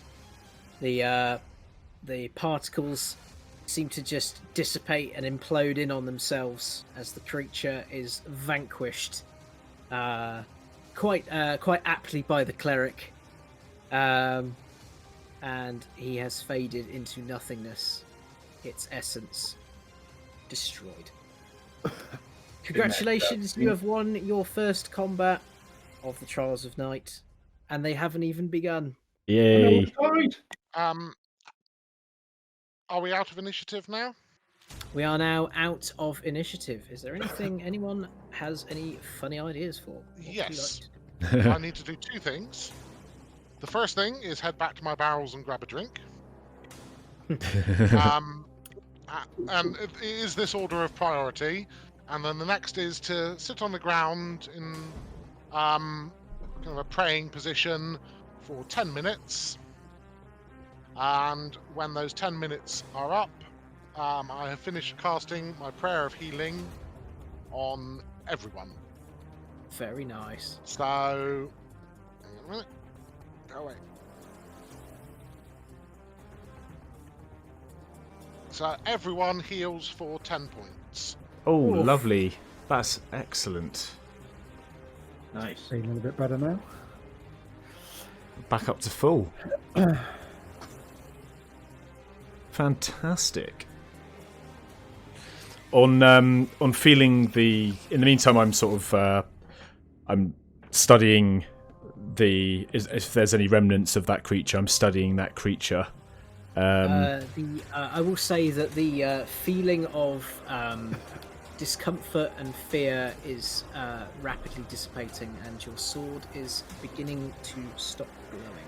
Okay, so I want to examine the sword more if I can, sort of try and discern what it is that's mystical about it and what the glow was trying to signify to me, though I do feel I have an inkling of an idea. I want to try and sort of, I don't know if, just sort of discern the energies around it. Well, Theris notices Jin attempting to take in more information about this new weapon that he's been given. Still regaining his breath from the onslaught of attacks he has recently taken. He states that the sword understands the darkness in a way we do not. It knows its presence and seeks to enlighten us of this. It glows in the presence of those born of the dark, so that its wielder may yet be ready for the challenges to come.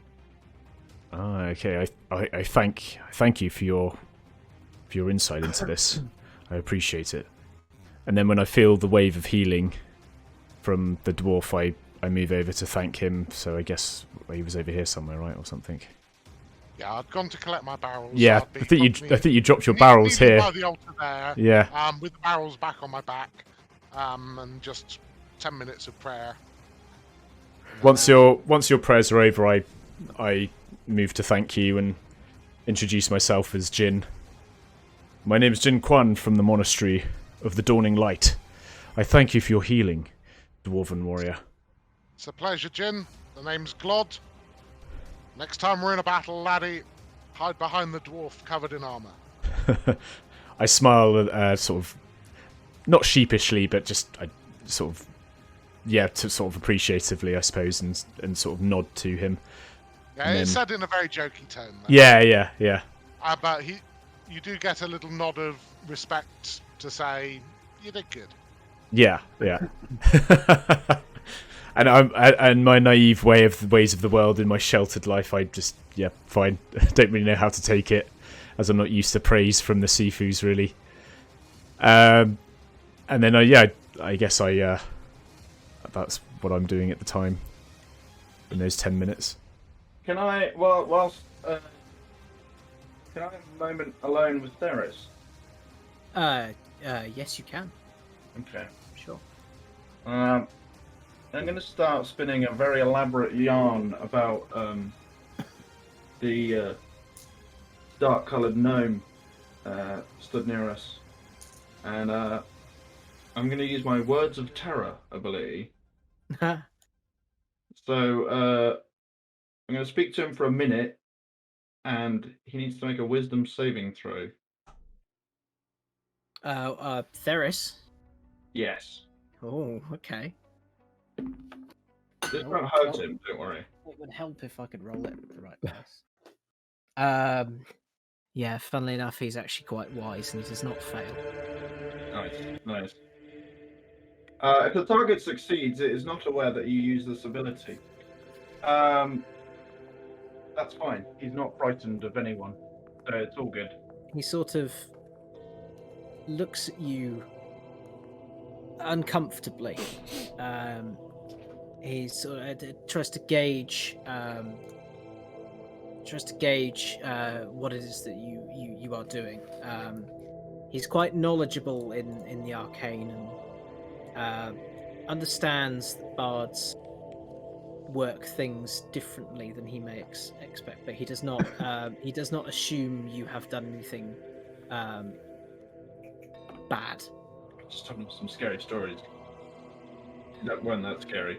I know obviously the words of like from a gameplay standpoint it says target succeeds, it's not a way you use this ability. I will preface this and say that Theris is not quite so easily molded.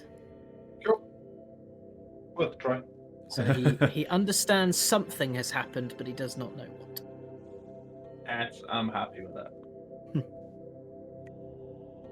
I'm just going to say to the bard, make sure you include the name Wonder in your story of this. I'm gonna turn to Wanda and say, "But you are the main part in the story, my good friend." Of course I do. There it is. I knew this instruction was coming. I'm going to move over to Theris now with some urgency in my demeanour and say, please, I must be away now. I have urgent business with these trials, and they must be completed in as much haste as possible. Theris nods vehemently towards this, and gestures again towards the altar. Follow me.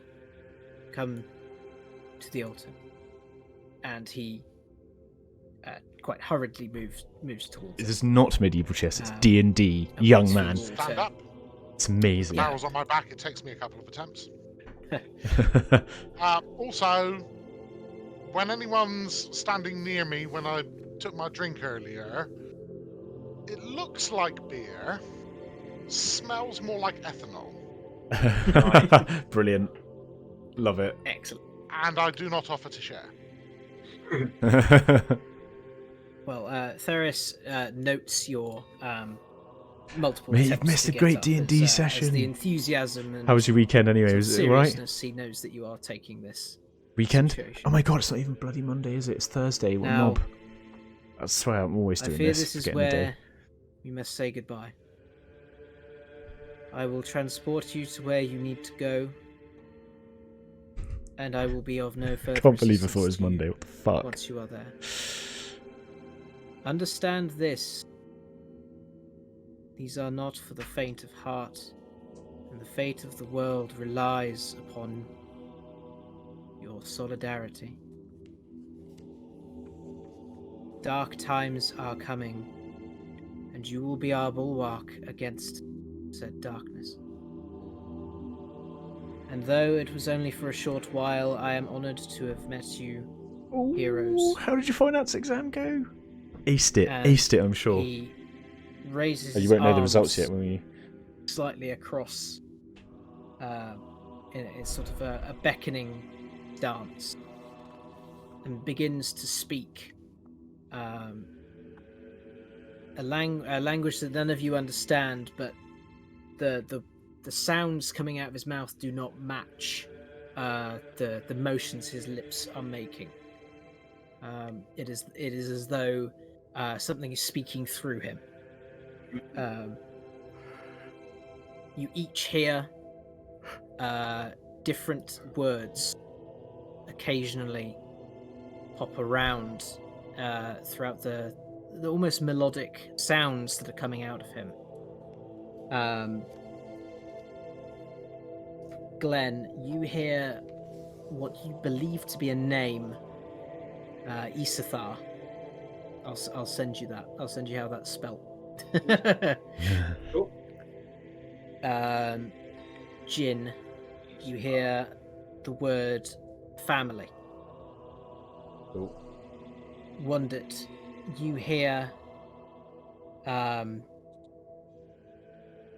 word Clin. And Glod, you hear the words first coming.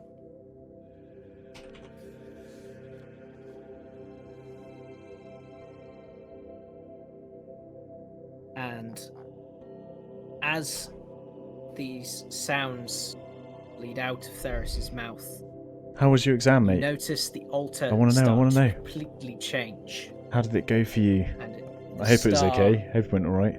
Turns into a construct of pure light as the stoneworking comes upwards out of the ground to make some very, very large ornate doorway, with the star becoming some form of swirling portal in front of you.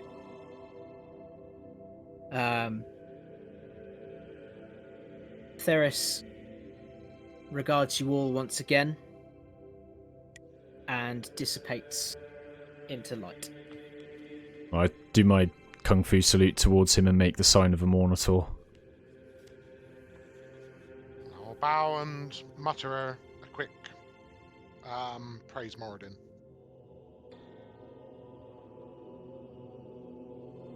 He is no longer here. I will walk straight through. Gonna walk through the portal. Yep. As will I. I'm Everyone else gonna, following? gonna look over to Wonder and take a step towards the. Give him a nod and take a step towards the portal. Well, that was fun. Let's go. And as Wunda finally steps through the portal, you are Nice. Sounds like a overcome really with good exam for you prismatic then. Light. Congrats. Well, fingers And crossed. then When do you get fall the into results then? shadow How do you? And When will thus you find out? concludes the first session of the Trials of Night. Really, Very nice. very nice. good indeed.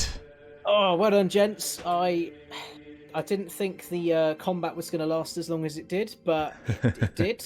No one ever thinks combat is going to last as long as it does. Yeah, exactly. Yes, yes. Yeah. Awesome for a session. Yeah, that was great. Yeah, how was it?